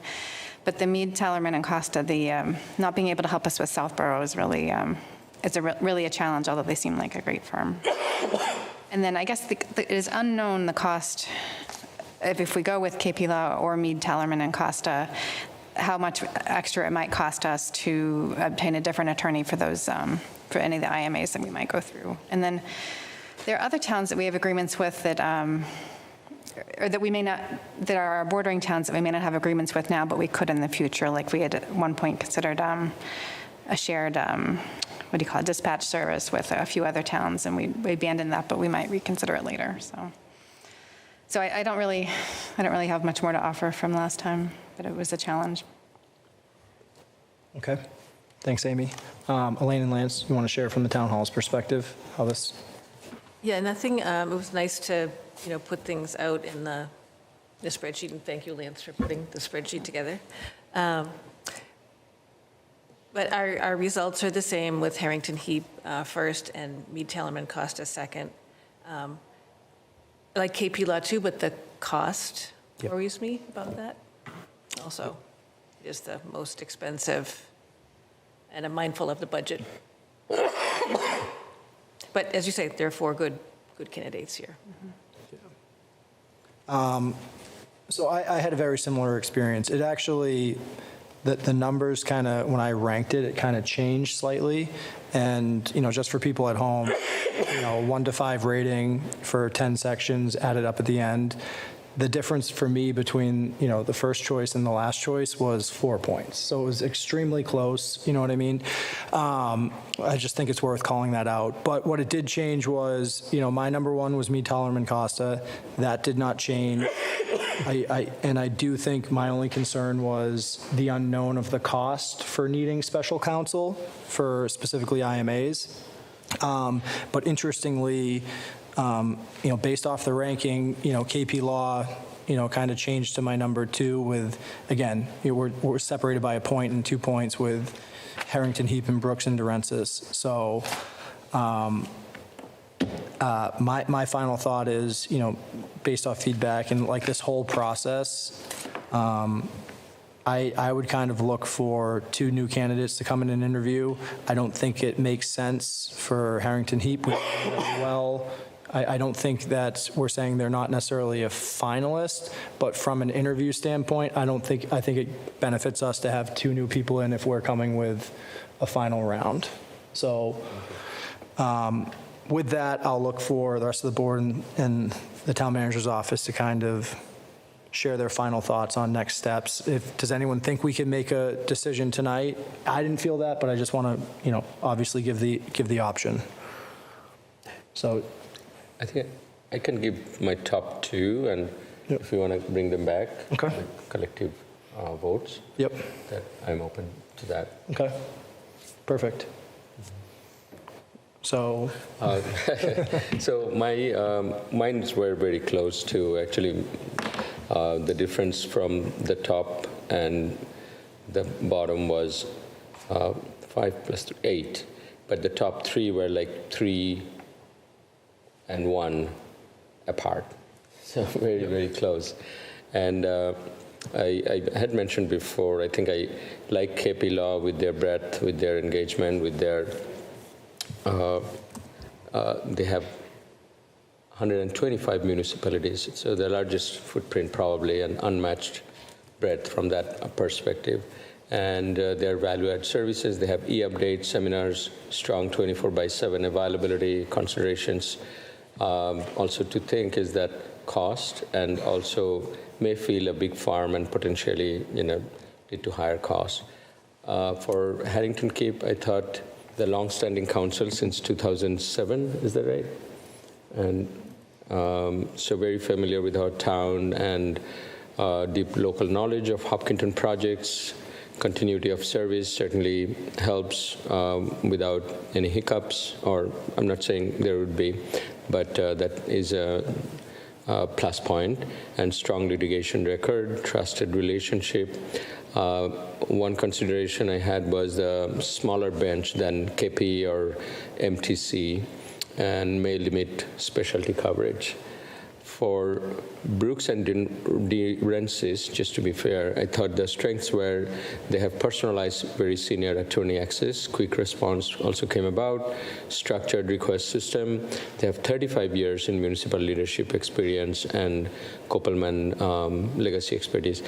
But their breadth and bench strength seemed comparatively, I think, smaller than the others, and engagement with municipalities, number-wise, also was smaller. For Mead, Taylorman, and Costa, I thought the strengths, they serve 40-plus towns, so that's pretty good. Strong Metro West presence as well, which also is a little bit of counter, but Hollister, Ashland, and Southborough are neighbors combined. But since we have a lot of possible legal work to do on that front, it can potentially also be restricting them or limiting their strength. Their flexible fee models, I like that, flat, hybrid, and hourly. They have variety. And partner-level access is also helpful. And potential conflict was, I think, one of the concerns I had. So combining all these, my number 1 came out to be Harrington Heap, mostly because of their familiarity and I would say long record of serving us and managing our risks, managing the town. Has there been certain challenges? We had challenging times, and through that there has been, we all know, last year we had to do deep dive on certain process and focus on the redaction, and they came about coordinating, collaborating on that, and took it as a learning. But I thought the deep experience and expertise with the town on the town various issues and managing the town meetings that I have observed and seen has been pretty impressive. KP Law is a very close second, actually, only a couple of points. And KP Law, again, I liked their response. I thought their deep understanding and deep litigation team, eminent domain, tax appeals for 40B housing, procurement, all those stood up really uniquely. I think others had it too, but theirs came out pretty strong. And the lead counsel, Blake, Mr. Blake, has 20-plus years experience, backed by subject matter experts. I'm just going through my notes, an exclusive focus on municipal clients and no developer conflicts. So that is my close second. And my third, which is just by 1 point, believe it or not, was MTC, which also came out for broad experience in zoning, finance, bylaws, pilot agreements, and rated extensive litigation experience. Partners include former mayor and city solicitor, enhancing credibility, of course. So if I were to bring back, I would go for the first two, I think. Okay. So through the chair, I want to echo support for the proposal you had made before that review, which is it doesn't seem like any of us have Brooks and Durensis as a top two choice. I think the chair has made a compelling point that Harrington Heap is at least well known to us from an evaluation of services perspective, offering no feedback or intentionality about how we would choose to go. I'd like to offer my support for what you proposed, which is let's bring MTC and KP Law back. Let's acknowledge that Harrington Heap is still part of the conversation for us, but based on how everybody has scored and the feedback here, it doesn't seem like Brooks and Durensis is carried over. So this gives us a clear action. We've reduced by 1. We have a proposal that makes sense, grounded in learning information about the new people, and I would suggest that we actually take the time to put questions together specifically, so the time is value add. Like for MTC, we know we want to ask about special counsel and conflicting. That's very clearly where we are. But I think that seems like the most reasonable next step to show action and progress without unduly deciding before we've finished our deliberation. And were your two matters? Yeah, I was just going to say, I still want you for documentation purposes. Yep. Can you just walk through your top two? Yes, so I had MTC first with significant concerns around the special counsel and conflict of interest. I had KP Law and Harrington Heap tied at 1 point beneath them. But folks, these are scores and they're subjective. You can make the numbers say what you want the numbers to say. That's why it's a system. I ultimately chose to break the tie by acknowledging that Harrington Heap was existing counsel, and part of the reason I was in this position to begin with is I was considering existing counsel and therefore looking at new counsel. So MTC, KP Law, and then Harrington Heap as a third. Brooks and Durensis was a distant fourth for me. Thank you, Matt. Amy? Yeah, I had Harrington Heap and KP Law as my top two, although it was the margin between all four was very small. Was it a tie or was there a top?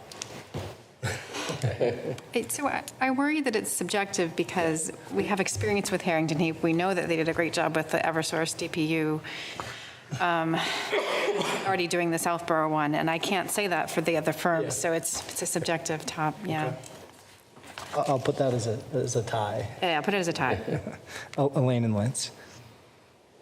Oh, sorry, what was that? No, just kind of to you, like, again, we're just formalizing top two, what went into it, and, like Matt gave a recommendation on the next step. So just kind of open mic for that. Yeah, so it was Harrington Heap was 1 and Mead Tellerman Costa was 2. Okay. Yeah, so my top two actually, like I alluded to, changed. Me, Tollerman, Costa remained the first one, but I actually had KP Law as number 2.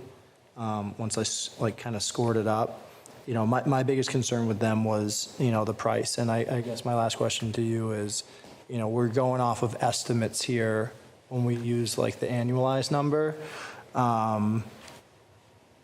So I think if we look at that annualized number, is that something that we could fit into the budget? It could fit into this year's budget. I'm concerned going forward, as usually rates go up over the years. Yeah, it's fair feedback. And our services go up and down, so it's hard to predict, what we spend in the legal budget each year, but. No, loaded question, but I think it needed to be discussed briefly.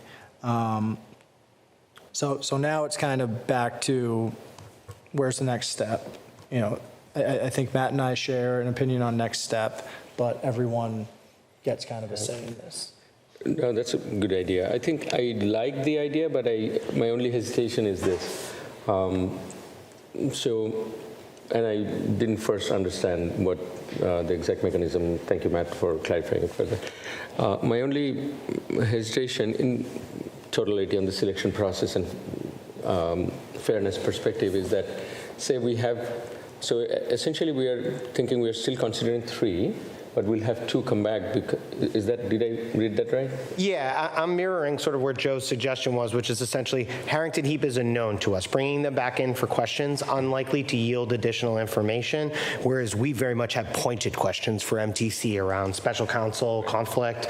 So it's not to be dismissive of their qualification, but a reflection of the fact that I don't know that we have more to learn from another conversation with Brian.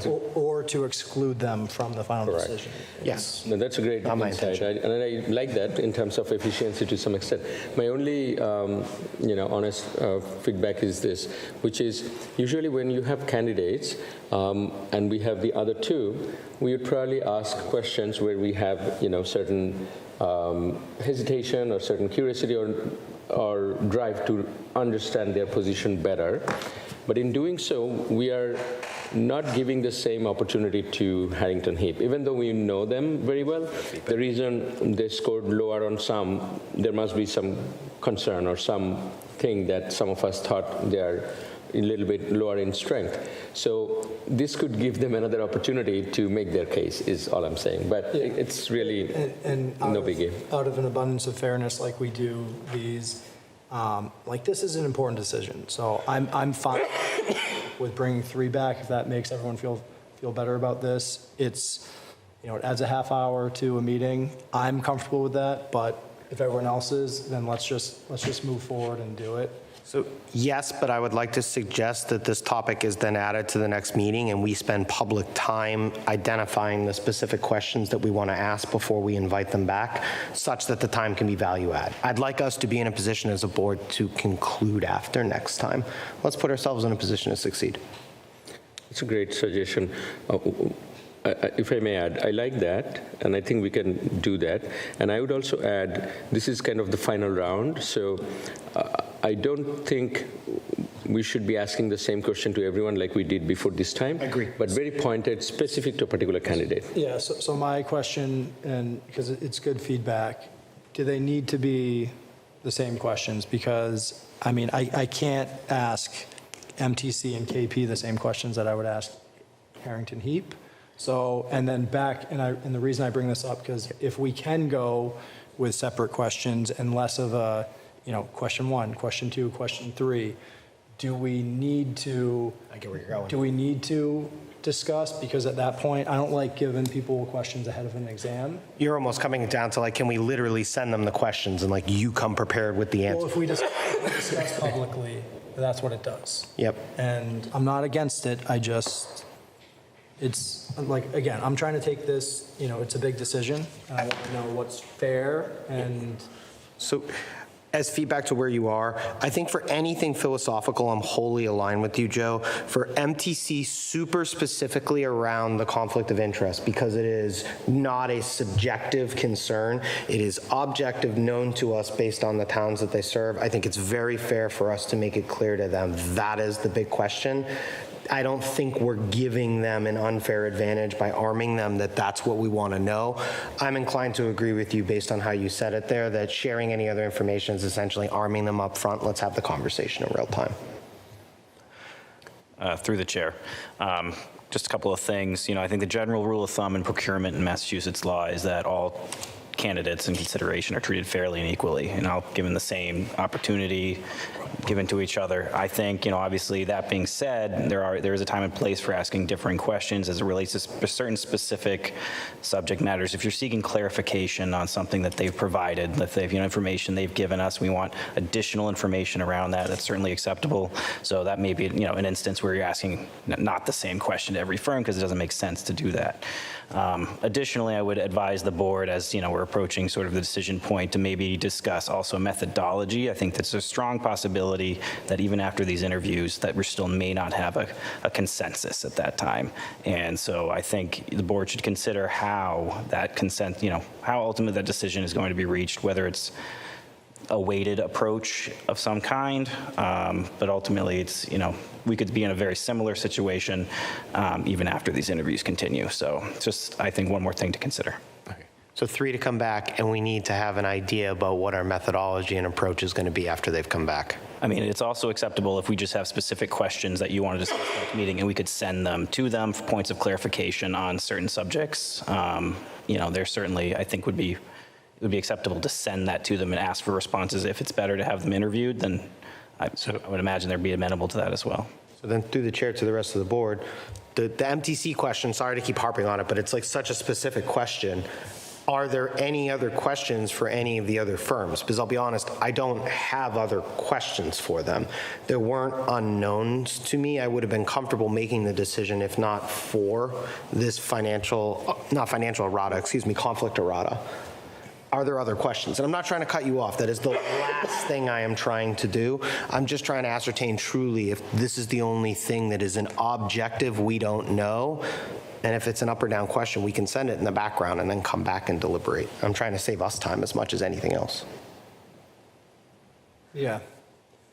I mean, for me, you know, I have questions around, like, how do these firms actually engage? Because again, we typically get answers like, you know, one of my initial concerns with KP that didn't show up on our matrix was they're the larger law firm, right? There's a lot of pros that come with that, but if anyone's worked with large law firms in the past, there's, you know, I don't want to say cons, but there's, you know, it's give and take with firms of different sizes. So for me, you know, this final gives kind of the opportunity to get a, you know, okay, like, hey, we're not just talking theoretically, we're talking about you guys as counsel starting in, you know, X amount of, you know, weeks. What does that look like? Talk about the team. Who do we interact with? What's the onboarding process look like? Those are things that I don't think I can get from, like, I like the suggestion about sending questions. I don't know if I can get that from them, though. And that's really the rest of the, it's not as much a specific question as much as a, like, it's got to be something in person to experience that and understand firsthand how we interact with them moving forward. Yeah, I guess I really do worry that we are prolonging the decision too long, and that we may, like Lance, well, to echo what Lance said, that we may just come up to, the firms are close in their skill level, and that we might waste 2 more meetings on this and still not reach a decision. So I don't know if it would be better to make a decision. I'm just going to concern, but certainly, I personally don't get too much out of in-person interviews with people, because some people just present really well in interviews, and you tend to have an affinity with people that are like yourself. And more interviews, I don't think will change anything for me. More evidence could, if we could get more evidence. It's really hard. Like, Through the chair, to Amy's point, this is only a 1-year appointment, right? We'll be back here, and you could come to a new decision in a year if the situation doesn't work out. So not to take away weight from the decision, this is an important decision, but we'd make this appointment annually.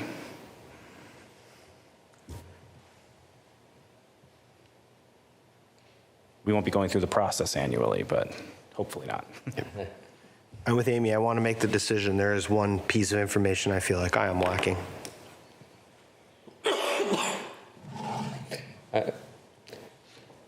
I'm fine either way. I mean, let's target to then make a decision in the next meeting. And if that requires, to Joe's point, some homework of sending questions, we can take a stab at that. But otherwise, they come and we ask questions and make a decision. Either just as a thought here, and I apologize, we're belaboring this. Amy, as a question to you. If we received a favorable answer from MTC on the conflicting, and I'm not trying to put words in your mouth or anything, I'm going to ask a very specific question. If that were resolved satisfactorily, and I'm going to let you decide what that means, would that significantly change where they ranked? Because you've expressed fairly that this is the concern for you. Mm-hmm. So I want to understand if us getting an answer to just this question significantly changes how you might prioritize and rank. so what would be a satisfactory answer, I guess? I'm going to yield to you. That's why I'm trying really hard to not put the answer in your mouth. I'm trying to really put an emphasis on, I think asking this question, independent of everything else, if it potentially changes where you are, they're suddenly either a top choice or the second choice for all of us, including Town Hall. This gets easy. I think it does, because don't we have 4, what's it, 1, 2, 3, 4 for KP Law, 1, 2, 3, for Harrington Heap, and then 1, 2, 3 for MTC. So if there's one more MTC, it's still a tie, right? Like, Well, I mean, This is why I'm asking. That's why we're stuck. Because my only penalization was for the conflict as well. yeah, so I'm just going through it. If you assign points based off top choice, second choice, third choice, 3 points for first, and you look at, I tried to include where people included ties, split that, 2.5 versus 3 or 1. I got to, very close numbers if you look at all the way through. right. 8.5, 9, 7.5. It's all right there. So I think quantifying it's going to be very tough because it's. I'm almost trying to say, maybe from my side instead, if they don't have a satisfactory answer for this, they are not a candidate for me. So you can hear it from the other side if that helps too. Yeah, good. Because that will significantly change this for me. There's no way they are my top candidate if that's not a satisfactory answer back to us. Then it's KP Law and Okay, Harrington. so then what's the next step either way? So if it's not a satisfactory answer, we still have, half of us, a lot of us put votes onto both KP and Harrington Heap. Yep. So if it's not satisfactory, what's next? If it is a satisfactory answer, then how does that help us? You know what I mean? I'm with you.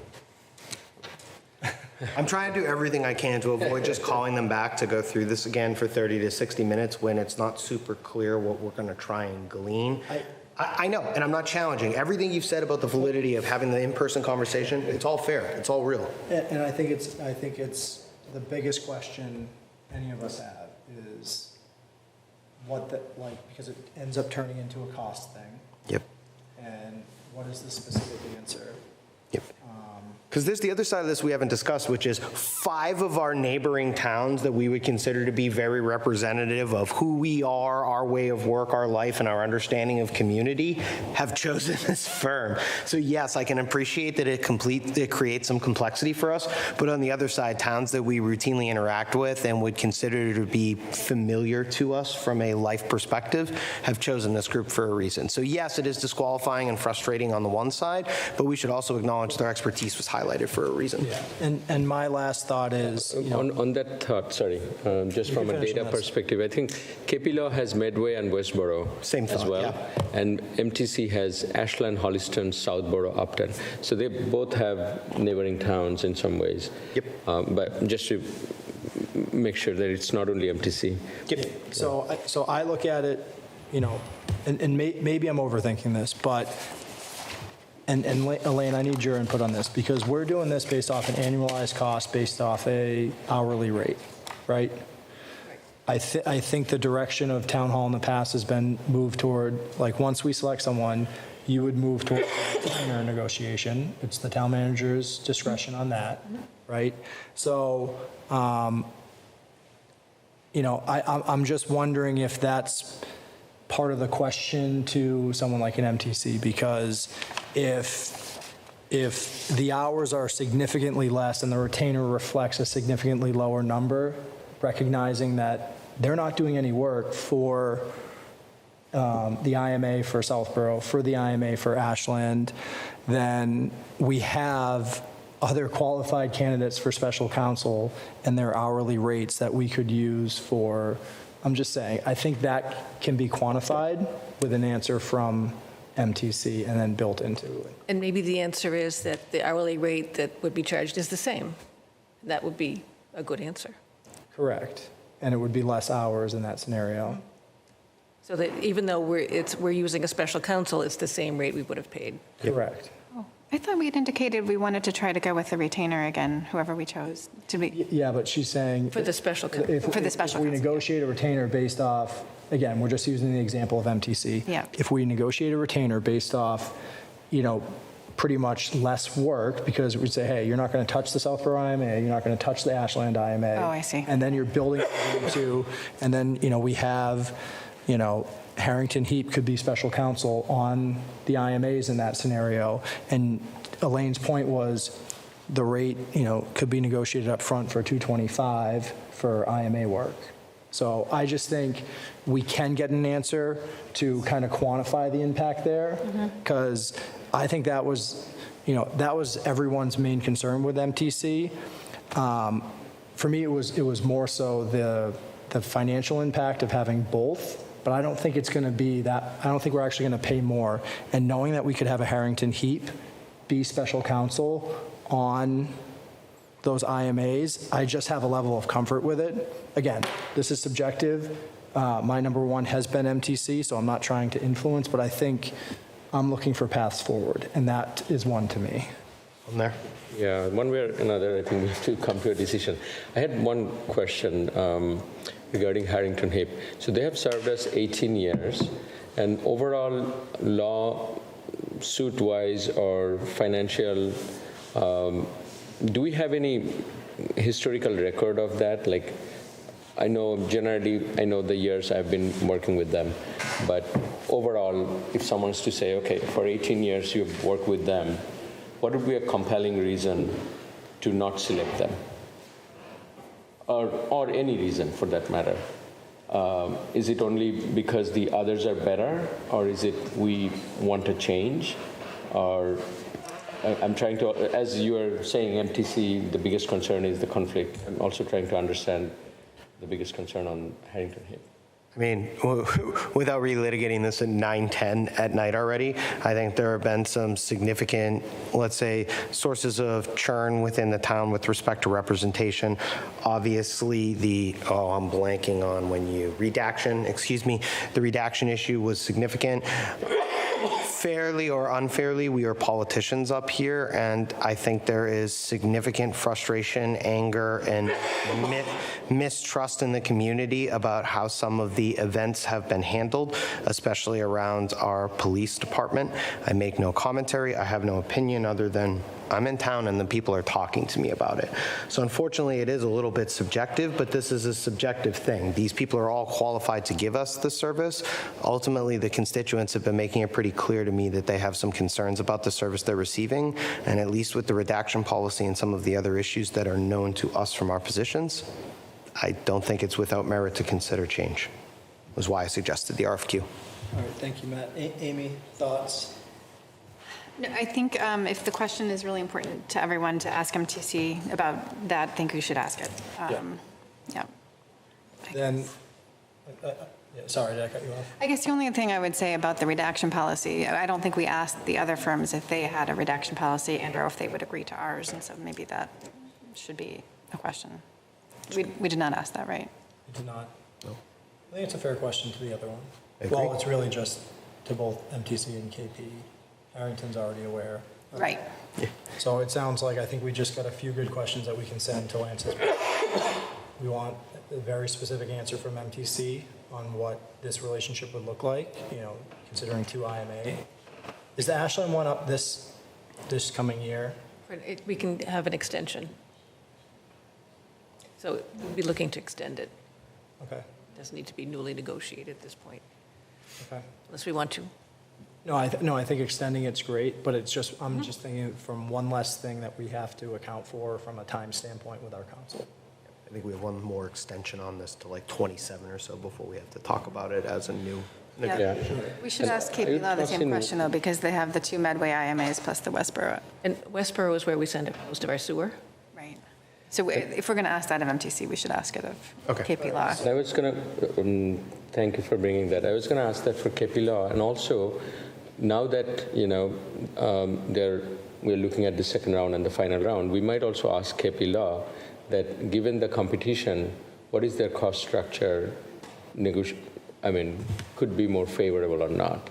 And again, the cost structure was a sample, and we see $20K difference based on what we have. Are we allowed to discuss this? Because I thought the RFPs were private. Well, it's an RFQ, so it's a RFQ. So it's what? Just to clarify that and give them I think it's to be negotiated. So the hourly rates provided. I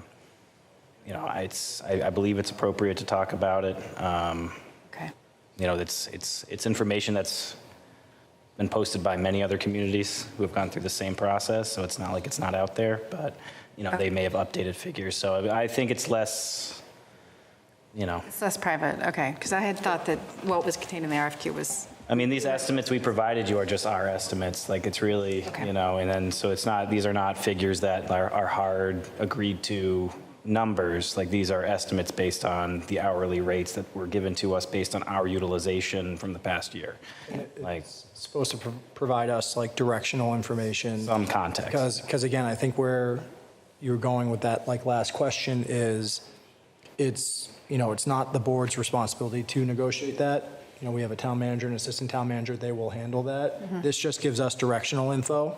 It's a ballpark, yes. It's a ballpark. But I do. How many cases we'll have this year? Yeah. I mean, what I'm hearing is I think we have a couple tangible questions to go back to them that we can regroup on our next meeting. Just to reiterate, obviously MTC and KP, there's both conflicts with the IMAs. We need answers on how that translates to our coverage, both from just like a engagement standpoint, but also if they can provide any insights on financially how or time-wise.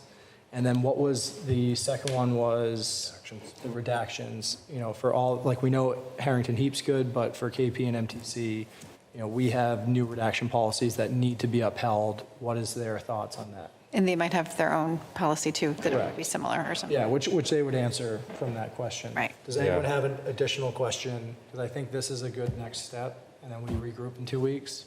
Additional questions specifically? No, I think those are great questions and pretty much covers it. I'm just thinking, we did account at least I did, the cost structure into the decision metrics, but we're not asking questions on that. That's where I'm a little confused. So on the others, we ask questions. On others, for example, MTC, I rated them a little bit unfavorable on the conflict question, and then we are giving them an opportunity to ask and clarify that. That seems a little unfair in a sense that the concern on one, we are asking questions. Concern on other, we are not asking questions, at least for mine. Do you have another question that you're concerned about? Yeah. That's kind of what I opened it up to. My other question was about the cost structure, not from a negotiation perspective, but because we also took a sample on the cost. And maybe they'll come back and say, hey, this sample was probably different. And according to our general pricing structure, this can be similar to what the others are, or not, I don't know. I will, to that point, I just want to clarify, the number, the estimate we provided you is not based on like their guesstimates on retainer utilization. Like this is based on, Elaine calculated all of our hours used within the past fiscal year and multiplied it by their rate. So that is not, whereas, some of the packets did have like a guess at what a retainer might cost, right? Those numbers, are correctly, may be wildly inaccurate based on our true utilization. So, I think what we've given you is a much more accurate, assessment than what may have been provided in the packets in terms of what a retainer could be, because they had no idea what our utilization was. So then to Shadul's question, is it appropriate to have a follow-up question based off of our discussion tonight on overall fee structure and impact? And it can be broad, I think, but that's right. That's kind of if it's appropriate. If it's not, then the second option is to take that out of our decision metrics, because then it's not definitive, but we are putting weightage, at least I'm putting weightage on this. KP and MTC differentiating factor, one of the reasons was potential budget impact or cost structure. So if it is not, as deterministic, then we can just take it out of the equation. That's my thinking. Or let them qualify and. I don't really want to take it out. I think it's an important, again, this was directional pricing. I think it's relevant. I would not vote to take it out. No, I wouldn't either in my first. I think we have to, it's tricky too, because we have to assume, the same level of efficiency and effectiveness of all firms. Like we can't, we're not going to say that at this point, we can't know that KP Law is going to be any more efficient at a certain, what Harrington Heap has provided us in the past. So the utilization we have to assume is going to be equal. So it's really tricky to, have that conversation. Really, all we know is the hours we've used and the rate they're going to charge us for it. Sure. I understand that argument, and I think that makes sense. But what if they come back and say, we can be as competitive as the others? I don't see that something that may be problematic from a procurement perspective, where you start to push back on that. I'd have to look. Yeah, because that happens with vendors all the time, right? Generally speaking, from a procurement side of things, and you're not supposed to negotiate price from a town perspective like that. RFQs have a little more flexibility, but we can look closer at that. Elaine, do you have any more thoughts on that? Yeah, I think we negotiate like our structure of our agreement, retainer Right. versus flat fees and things like that, but not the hourly rate. Right. Gotcha. Okay, so that kind of answers that. I'm not sure it does, but I don't want to Well, I hammer think it too directionally much. it tells us one's going to be more expensive than the other. They provide an hourly rate. We don't really negotiate on the rate. We negotiate on the structure and the retainer. But I think that gives us directional indication of who's more expensive, and I think it's a relevant category. It is a relevant category. I agree to that. But my thinking is that we did a sampling, and it is directional. So we should ask some clarification. And it's not to negotiate, but to have an open understanding about the cost structure. Is it really as high a weightage as we are thinking, or directionally as different as we are thinking, or is it they have a hybrid approach? I don't know. I don't want to answer for them. Whatever it is, their answer is. I just want to understand that a little bit. But I'm not going to hammer it too much. If it's appropriate to ask a question like that, I'm fine with it. I'll leave that up to you guys if it's appropriate. It sounds like it's a gray area, so I think we have to trust their opinions on this, whether a question like that is appropriate. I would agree with Elaine's statement that, we just can't negotiate the hourly rate. And, how that gets interpreted into a retainer in the future, that's generally they factor all that in. I mean, they're not, it's a business, right? I mean, so they're going to, when they set the retainer, it's going to be based on that number of hours at that rate. And there is some fluctuation in there and a reevaluation, but. No, understand. And again, I'll trust your judgment on that. Okay. I'm just thinking, because we are giving weightage, I feel it's a level playing to ask questions where we have concerns. Mm-hmm. And my concern is on the cost, so I wanted to ask that question. Okay. That's all. Okay. So any other questions that could be added? We talked about the initial ones. Anything else from the board? If no, Just to clarify, so we will just put these questions in writing to KP Law and me, Tellerman Costa, and we will provide those to you for discussion at the next meeting.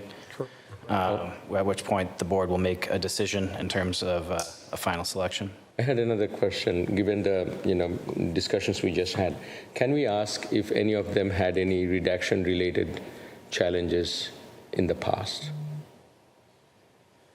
So more generalized questions. That's not specific to a certain information in the document. That gets maybe a little grayer, and I'll have to look a little closer at that, but I'll see. You want to ask a specific question? Yeah, because now if you're providing general questions that weren't asked to everybody at the same time, that may be more problematic in the procurement process, potentially, but let me look. I mean, we're down to our top 3 here, so, narrowing of the field. What if we ask the question to everyone? We could. We can do that, right? Yeah. I hate to bring this up, but it's possible that if they did have that issue, they couldn't discuss it because it would be confidential, right? There is the possibility, yes, which they would probably. I don't know that we're going to get the feedback. They may say that. I think the initial question was worded as, we have new redaction policies based off the last 2 years. Will you guys support those, right? Or do you have your own similar? Do you have your own? But the minimum is what we had. Have you drafted If they have similar? additional. And maybe they do use software, which we've talked about or something. Correct. So we're looking for clarification around that. Is that understandable? It is understandable, but I'm not seeing apples to apples because Matt expressed a very specific concern, and I want to put enough weightage on that. And I do think that concern is to level set, is this something that happened to others as well? I think they just said that was a tough one to ask. It was a gray area. It potentially couldn't be answered anyways, even if one of their clients did have that. So, But they work for municipalities. It's always a public information. But asking the question would be risky for us, or what is the concern? The best they can say is we cannot respond to it. I'm trying to do apples to apples because we already assumed, some of us, that that is a concern, and I respect that. I feel like I'm lost, and you're interpreting for me what I'm concerned about, and I'm not entirely sure it is accurate about what I am concerned about. My concern is purely about the availability of counsel for services rendered, period. Oh, I heard it differently then. I thought the redaction is one thing we wanted to understand a little better. We do. You're having two conversations through my feedback here. My first piece of feedback was there is significant concern about the overall cost and the conflict associated with the towns. We also made a point after Amy's discussion that we would ask about the redaction policies given the town's history here, and the fact that I highlighted it is something that I leveraged negatively against Harrington Heap in my own assessment. You could, since it comes down to... But it's subjective here, Shahadul. The weighting is your own. It's my own. I can tell you I'm aligned with you. I can tell you I've weighted it the same, but you'll never know what's in my heart. It's always subjective. I'm just trying to understand the information at common playground, that if the concern is Harrington has redaction issues, I would want to know if others had redaction issues as well. If it is a public information. And if it is not, then it is not. And if I may finish. And then I understand about the process that we discussed about. I would be very surprised if anyone says, hey, we don't want to comply with your redaction policies. I'm 100% sure they all will say we can do it, because that's a naysayer. I mean, if they say it, they're automatically disqualified in my view.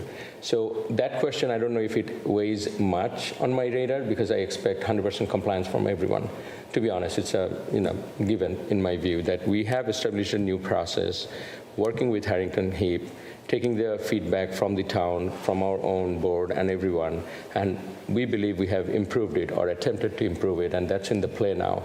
Harrington Heap or X or anyone, we expect everyone to comply with it. That is a big non-negotiable item on my radar. We have faltered once, we cannot falter anymore. But the question is if we are also thinking, I'm thinking fairly here, if we are also thinking that is a ding on Harrington's record, I want to know if that ding is carried on anyone else's record, if it is publicly available. If the answer is, you know Harrington Heap because you have worked with them for 18 years, you are not going to know it for others because it is not publicly shareable. I want to hear it from them. That's all I'm asking. So I think we've got the question. If Elaine and Lance think it's appropriate to ask, I'm fine with asking the question. It doesn't hurt. They can always say no, but if it's, I will trust you two on if it's appropriate or not. You could ask each firm for each firm's process for reviewing and redacting records. I mean, that's, that would be what is their process? I would like to know that they've all thought that through. That's a very generic question. Again, I'll go with your, expertise and judgment. I'm not gonna. I like that. I think that's a good way to word it, to see they will give, Amy is the second part of your question. They will provide, hey, maybe one of them has additional, we'll talk about the software. I think that worded like Elaine just said would give us a full view of their redaction policy and allow us to make an informed decision around that. I think that would be helpful. Okay, so those are the questions. Good? That will certainly help. It doesn't really satisfy all my questions, but I think I want to respect everyone's opinion. If that's what we all agreed, then let's go with that. I think it's more about what's going to happen in the future than maybe what happened in the past. Yeah. All right, I think we can move on. We'll regroup on this. The questions will go out this week. We'll have time to review before our next meeting on the 7th. So in the interest of time, does the board want to continue the goals discussion to a future meeting? I think it would be better to continue. No. I think we'll need more time for that. I absolutely don't want to skip it. To me, it was the most important agenda item on here tonight.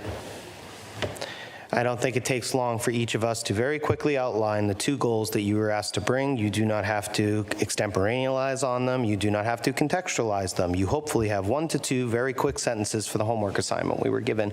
All right, Matt, you can go first. Spectacular. For mine, I would like to come with a proposal based on working with Abrams to have a standardized algorithmic-based process for setting the water and sewer rates for the town based on the known inputs of capital expense, operational expense, number of users, and volume out. If you're following along at home, the only missing thing there is the rate.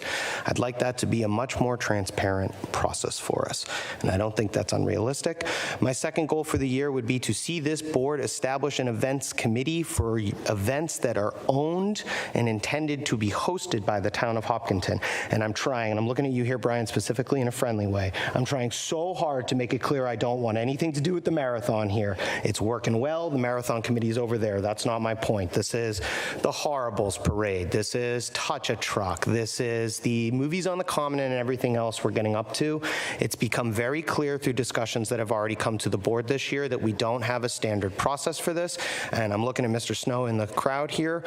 We're relying a lot on volunteers. That was made abundantly clear to us, and I don't know how sustainable that will be. That was also highlighted to me, and I will further reinforce it at Liaison in the context of Touch a Truck. Those are my 2 proposals.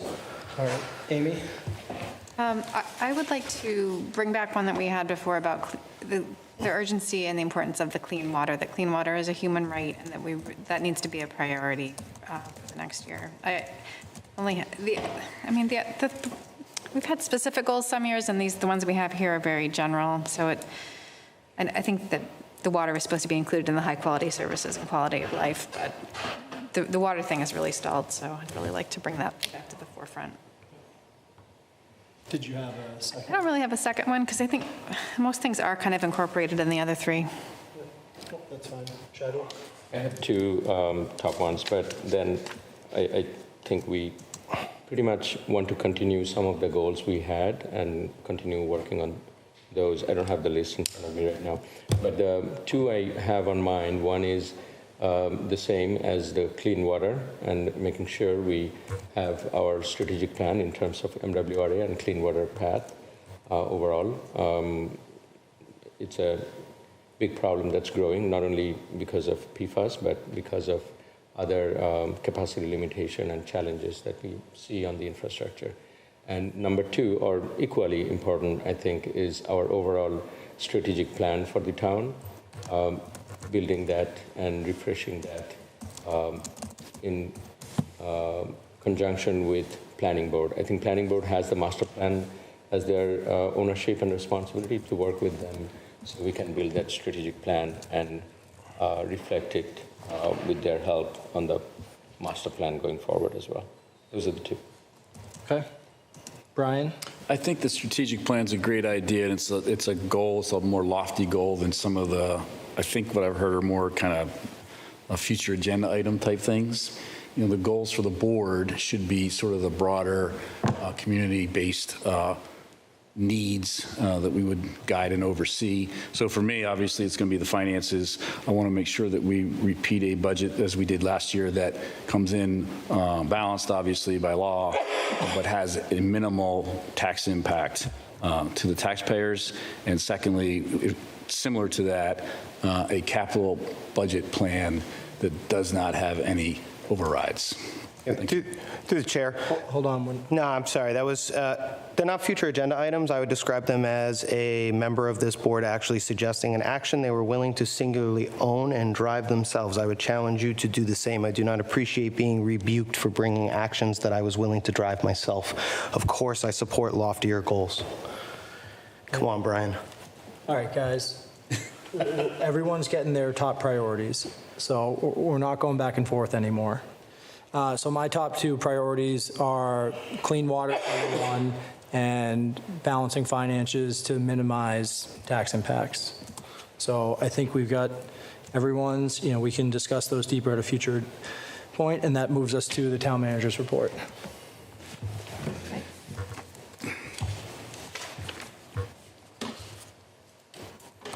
All right, first, As we know, there was the violation for a Crust and Company opening before they received their common victualler license. They had not received the building inspection. And they were open for at least a day before we knew that. And then once we found out, we notified them immediately. I called the owner immediately and told him to open until the inspections were complete and we'd issued the license. So they did close, and they were able to get that inspection done by building by 11 o'clock that morning, and then they were able to open. So as you know, that there is a statute regarding common victualler licenses, and the board can hold a hearing and issue fines, suspensions, and so forth, the same process that we had been scheduled before for Hiller's license. So that would be the remedy if the board chose to do that, and can discuss that at a future meeting, or at this point, whether you want to schedule a hearing on that, potentially. Okay. Any comments for Elaine? Matt, you can go first. I almost think I should go last. I would like to hear from the other four of you. Please start. I've been changing up all Matt, we're in the business of rebuking. Move on, dude. Move on. Hold on. That's our job, is to rebuke. Brian, that's out of line. I know it I is. asked you to go first. We change this up every time. Please. I was not trying to challenge, I was trying to contextualize that in this particular discussion point, I was the one on the other side of this. We opened the meeting with significant feedback for the four of you. I'm happy to sit here and explain why I was right. I was tut-tutted by multiple of you about this, by the way, in real time when I pushed back against this. I was told this couldn't happen. I was told that this is a routine thing that is done by the town. It was strongly suggested to me that when I had spent more time on this board, I would understand that this was just the way we did things. Well, it was just the way we did things, and here we are with the exact actualization of the consequence that I suggested. I don't understand why we needed to do this. I don't understand why we did it, and I am desperately interested in hearing from the four of you why you did it, whether you would do it again, what remediation you recommend, and frankly, I would love to hear you address the feedback you received from the community tonight. So, you know, the rate this is going, I'll go first on this one. I don't see that the board did anything wrong. We did not cut corners. We conditionally approved based off what we saw. We do not come back and check a building inspection sign off. We do not weigh in on that. I have no opinion on that matter. I have no expertise in that area. What we do from this standpoint and why we've done this in the past and why I will continue to support conditional approvals in this type of scenario is Hopkinton has a reputation historically of being very, non-friendly to businesses. This was a way for the select board specifically to, help move it along, not wait to another meeting. In my mind, that allows a business to open sooner, bring more money in quickly. So I look at them, they're the ones that made the mistake. The board did a standard process that was, fair and that we've done in the past. And so, I will look for a public hearing and to discuss a fine for this because it was them that made the mistake. So Amy or Scheidel, which one of you would like to go next? I can go next. Yep. Yeah, I do just want to say I was extremely disappointed that after we spoke to him, and I thought we were very serious, that he didn't open, and if he was having any difficulty, he didn't call town hall to get the inspection out early. It was extremely disappointing that they opened before they had all their inspections. So I would be happy to hold a hearing to discuss it. And then I think we should also review our annual renewals too, if we need to be tougher on that. Because I appreciate there could be extenuating circumstances, like maybe the building inspector is backed up and he can't do all the inspections on time, but we have to be serious about getting everything signed off on before people open. So I'm open to a hearing to discuss. Scheidel? Yeah, I think, I understand, emotions can run high because of certain sensitivity around it, but I'm extremely disappointed that they have violated the compliance in this case, and they were not issued full approval. They were issued a contingent approval. The contingency was made very clear that it has to complete the remaining inspections and approvals. And without completion in any legal standing or any common sense rational standing, they don't have the approval. until 1, 2, 3 is done. And 1, 2, 3 was not done, so there was no approval.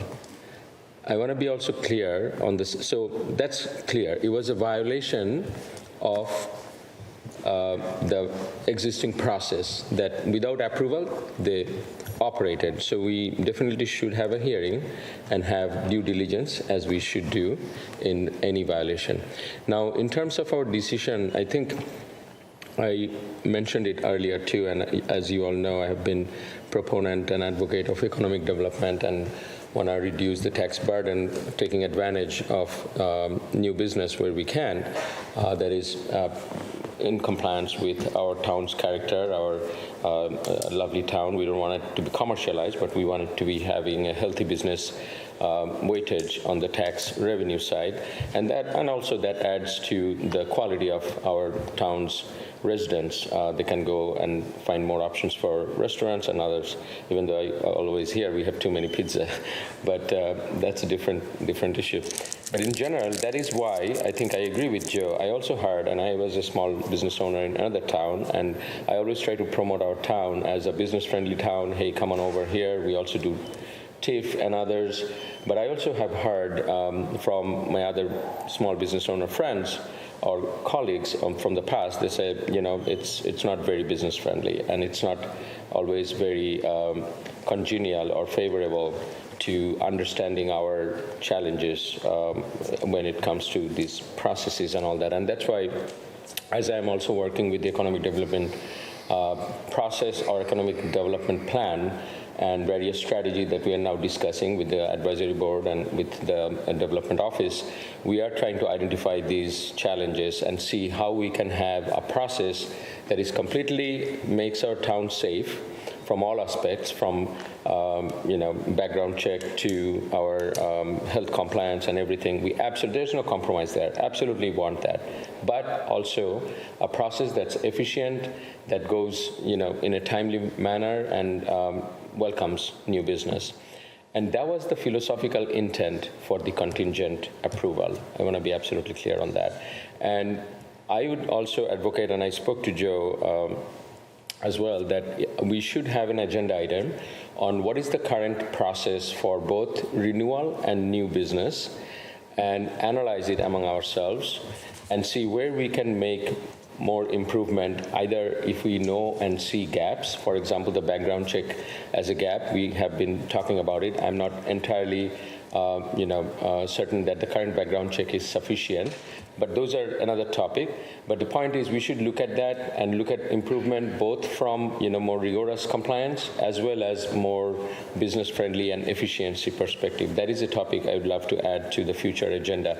But as for this one goes, I think this violation is unacceptable. We will do what our due diligence requires, but at the same time we should want to balance this from the lens of our town's overarching needs as well. That's my 2 cents on this. Thanks, Shadil. Brian? The owner made a mistake, and the owner, we found out about it and we shut it down. It was a one-day situation. I do not think we need to have a public hearing. We start having public hearings every time somebody makes a mistake and gets corrected within a 24-hour period. We'll be having 24 hearings a month. So I'm all good. Thanks. I suggest it's staggering non-compliance with the businesses in town that I'm uncomfortable hearing. All right. Well, everyone shared their thoughts. Elaine, would you like to continue with your report? Next on the report is, as you know, there was a First Amendment auditor visit to Town Hall on September 12th. Town Hall was visited by members of the public who came to exercise their right to film in public spaces. We fully respect those rights. The Town Hall is open to everyone, and we encourage people to come in, ask questions, and engage with us. We've taken steps to make sure that our approach going forward reflects the openness and respect we want to show the community, and we'll continue to provide town employees with the training necessary to ensure their rights of all are respected. We do have a formal training scheduled for employees next week. Shadil, any comments, thoughts? I'm glad to hear that we are now focusing more on supporting our employees and with training and awareness and whatnot. And certainly, I think it's very important for us to understand, that we want to respect everyone's rights. We want to respect all the legal standing and rights that are out there. Absolutely in favor of first, second, all the amendments and our Constitution, no doubt about that. But at the same time, I think it's very important that we send the message and support our employees for their safety, for their security, for their comfort, and as well as the duties that they are assigned to is not easy, and how we can support and make sure they can best provide that duty with their mental and physical safety, feeling of safety, as well as their comfort level. And I would also add that we want to also understand and structure. I saw the request from the health department as well to put certain measures to identify the office to protect the HIPAA information, which is very critical, as we know, from federal as well as state regulatory perspective and patient rights perspective overall. And we do look into how best to set those legal perimeters, whether it be a sign, whether it be some way of creating a buffer zone. I'm not an expert, but I think those are things we want to look at as well, and including training and awareness. So again, I would always honor and respect the law, but I would also stand by and support our employees. Absolutely. Shadul, Brian. Yeah, I think that the safety of our employees has to be our first priority. Like any business, taking care of its employees is the number one thing that they need to do to take care of their business. And in this case, it's to take care of the residents of Hopkinton. So I stand by the employee for it, and I'm glad that everyone is safe. Thank you. Amy? Yeah, I think the additional training is an excellent idea. And then also, I assume you'll all be revisiting if all the areas that do need to be private or they're all marked clearly and everyone's trained.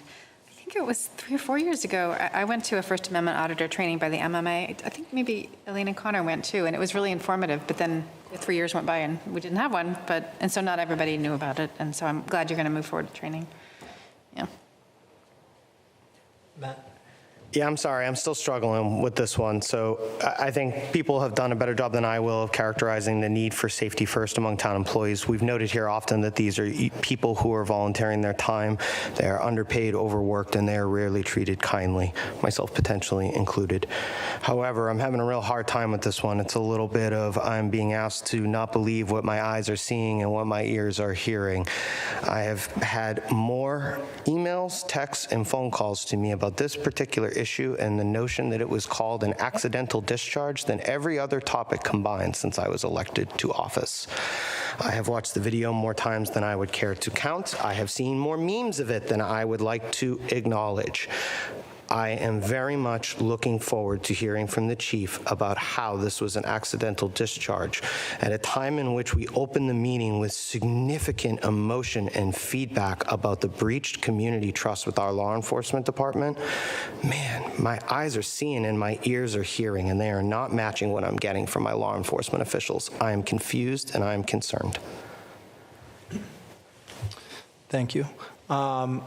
So I just think, I'm going to echo a lot of what was said. We need to support our employees, our staff, and our residents. And, our residents, I think with my communications in town, the residents have not, shown a great concern.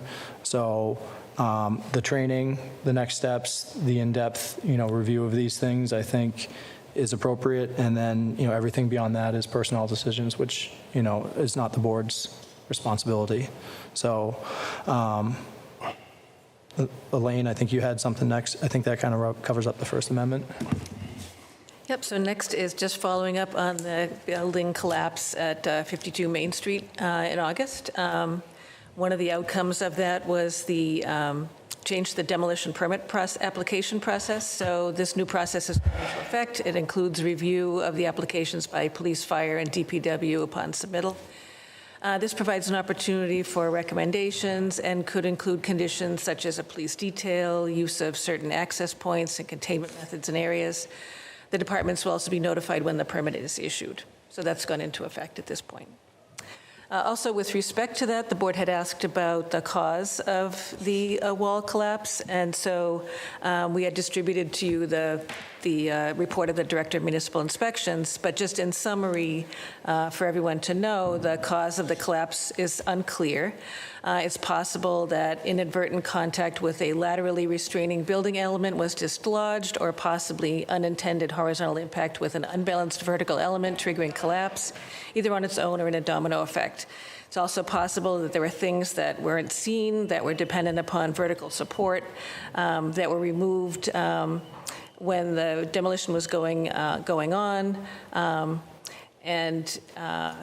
Additionally, the supporting elements that failed, they're just not sure how the building was put together. So it's unknown if this element was unique to the building's overall walls, and the conclusive evidence would need to be provided by a qualified structural engineer in this regard if more information was needed. So that's what the building inspector has informed the owner, and that's where it stands right now. So it's unclear. It was an old building put together over many years, and there may be something that was unobserved, it may be something unintentional, or it was just a mistake. Don't know. All right, thank you. Okay. I'm going to go first. My only question is much answer now.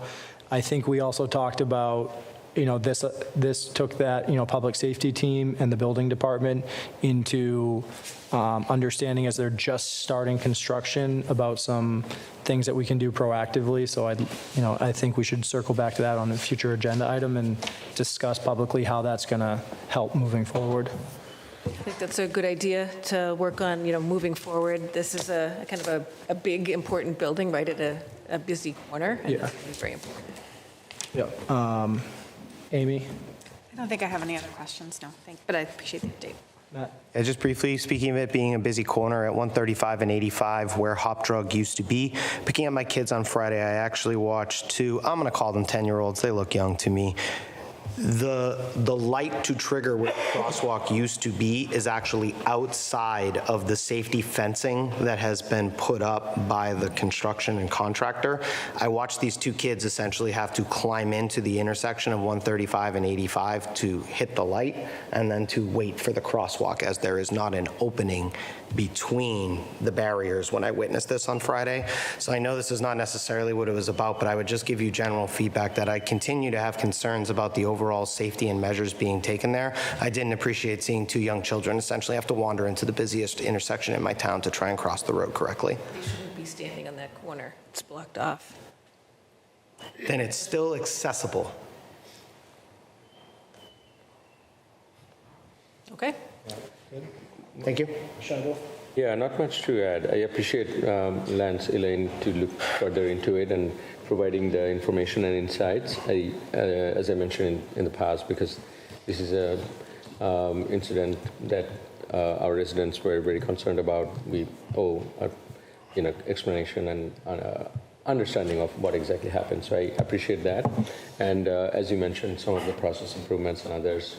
We just want to be watchful. It's going to be a long-term project in a very critical intersection.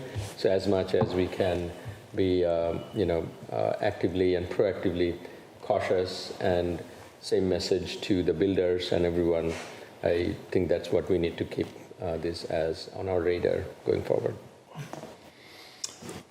Yeah, I think we're still in a place where we're just not blocked off very well down there just yet. I don't necessarily how to do it. I'm not sure what the answer is, but I agree with Matt. I think in this case, the yellow fences and it's still, you can kind of make your way around, right? So I'm not sure what we should do, but I think we need to continue to visit. I would push on the developer and I would push on the building inspector to see if they can't further enhance the safety.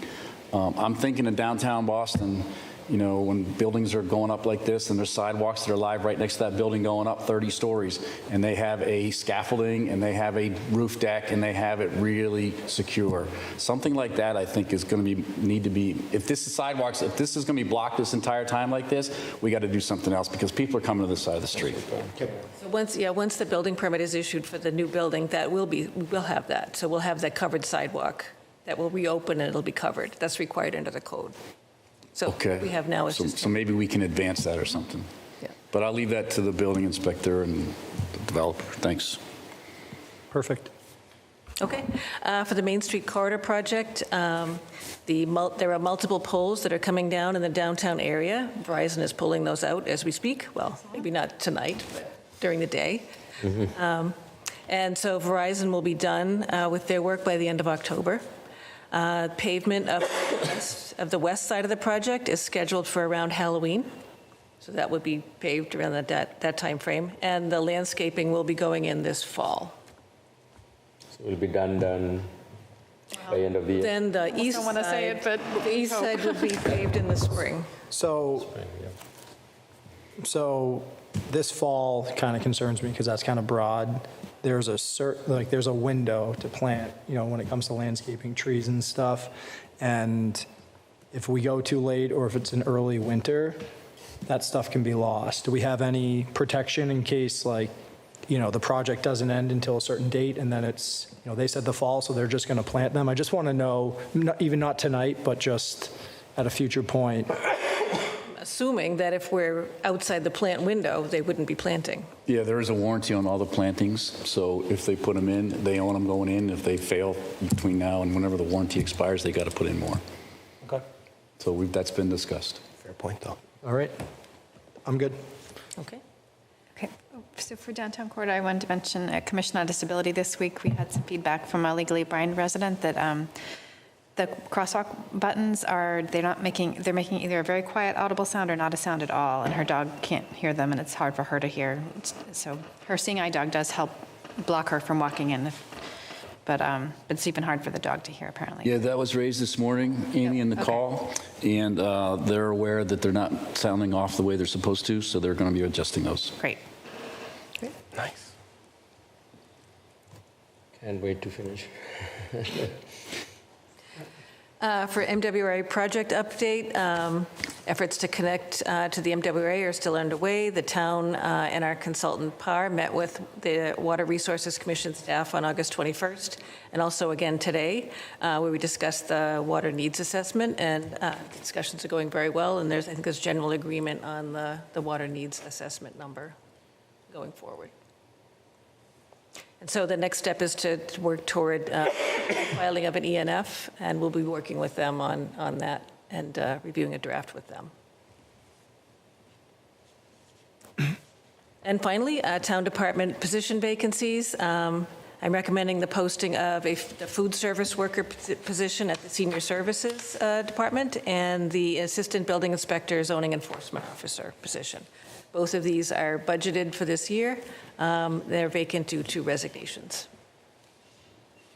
Information about those positions was included in the packet. I have no questions.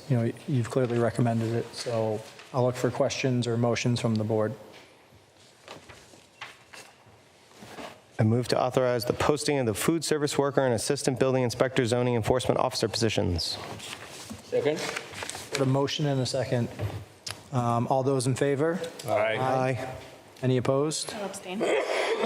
4, and then Amy abstains. Okay. All right, I think that covers it. So next we can just do liaison reports. Brian, you want to start this one? I have nothing to report. Shidul? I don't have today. I have nothing this evening. Matt? Quickly, library, 5th of October, the Maker Room opens. I promised her I wouldn't use her name, but go see the cool librarian who is running that. There are going to be programs down there for both adults and children, largely aimed at sewing and some other more practical things owing to limitations in the library space, and not that we are uninterested in teaching things like welding, but please go and take a look. The space has been transformed, and when it opens, I think it has the potential to be a really transformative addition to the library. I also had the opportunity to have lunch with the superintendent of Keefe Technical School, as well as our 2 new board appointees, so Sabine and Brendan and myself. All sorts of thoughts there. The message I would leave with the town is, number 1, if you're hungry and looking for a good meal, from 11:30 to 12:30, you can stop in at the restaurant at Keefe Tech and you can actually see your tax dollars at work. I would tell you the grilled cheese was pretty good. I ate all of it. We'll also be talking here and potentially at school committee about apportionment. There are some interesting conversations going on at Keefe Tech about reserving spots and things like that. What I hope this community takes away from this very quick note about Keefe Tech, in general, we are very lucky that we have the partnership that we do with this vocational school. There are many other communities that are not in the same position, and there are more communities looking for technical schools than there are technical schools available. Last but not least, there was some brief discussion around affordable housing. Beginning to tap into this as my liaison requirement, I've discovered, as Shahidul noted, there is a significant amount of money in the fund. The number I was quoted was actually much larger, Shahidul. It was $10.8 million. I think what is relevant between the two of us is we are hearing there is a number in the millions in the affordable housing fund. I'd love to find a way to spend it. I hope I'm back here at a future meeting with an update on how. Amy? Okay, so I was pleased to attend the Cultural Council's Art on the Trail opening this week, which was very nice. The theme is, I think it's out of place, some interesting pieces of art. So I think it's up for a month, so I would encourage everybody to walk along Center Trail and see it. And then I went to the MAPC meeting this month with our regional towns, and there were a lot of concerns shared about how to build more middle housing that's not affordable housing, but not, $1 million housing either, like in between things for maybe younger people just starting out or people who want to downsize. Yet other people like us expressed the concern about water and sewer as a challenge too. They can't always meet the need there. And then I went to the CPC meeting recently, and the applications for CPC was in our agenda too, are due October 9th. So I know sometimes people miss that deadline and then you have to wait until next year. But if you have an idea for a CPC project, now is the time to bring it up before October 9th. Perfect. So that brings us to future board agenda items. I think the big one that I think a lot of people talked about tonight was the VIC license process from both a renewal and a new standpoint. Correct. So we'll put that on there. I'm starting to lose track of things. Remind me, what else did we talk about for new agenda items tonight, this evening? That was my major one. That was actually the only one I caught as well. Yeah, I didn't bring anything today. Nope. Else today. One other one I actually want to put on is I think it's time to start talking about the e-bikes in town. Yeah. And, Oh, yes. Yes, and thank you, like Joe. we need to, Yep. Good point, yeah. Thank you. so we'll do that soon. And anyone else got anything? No. I've forgotten about e-bikes, but yes. Yeah, we need. And a lot of, yeah. All right, with that, we need a motion to adjourn. I move the motion to adjourn. Second? Motion and a second. All those in favor? Aye. Aye. Any opposed? It's unanimous. Thank you, everyone. Thank you all. A couple of things.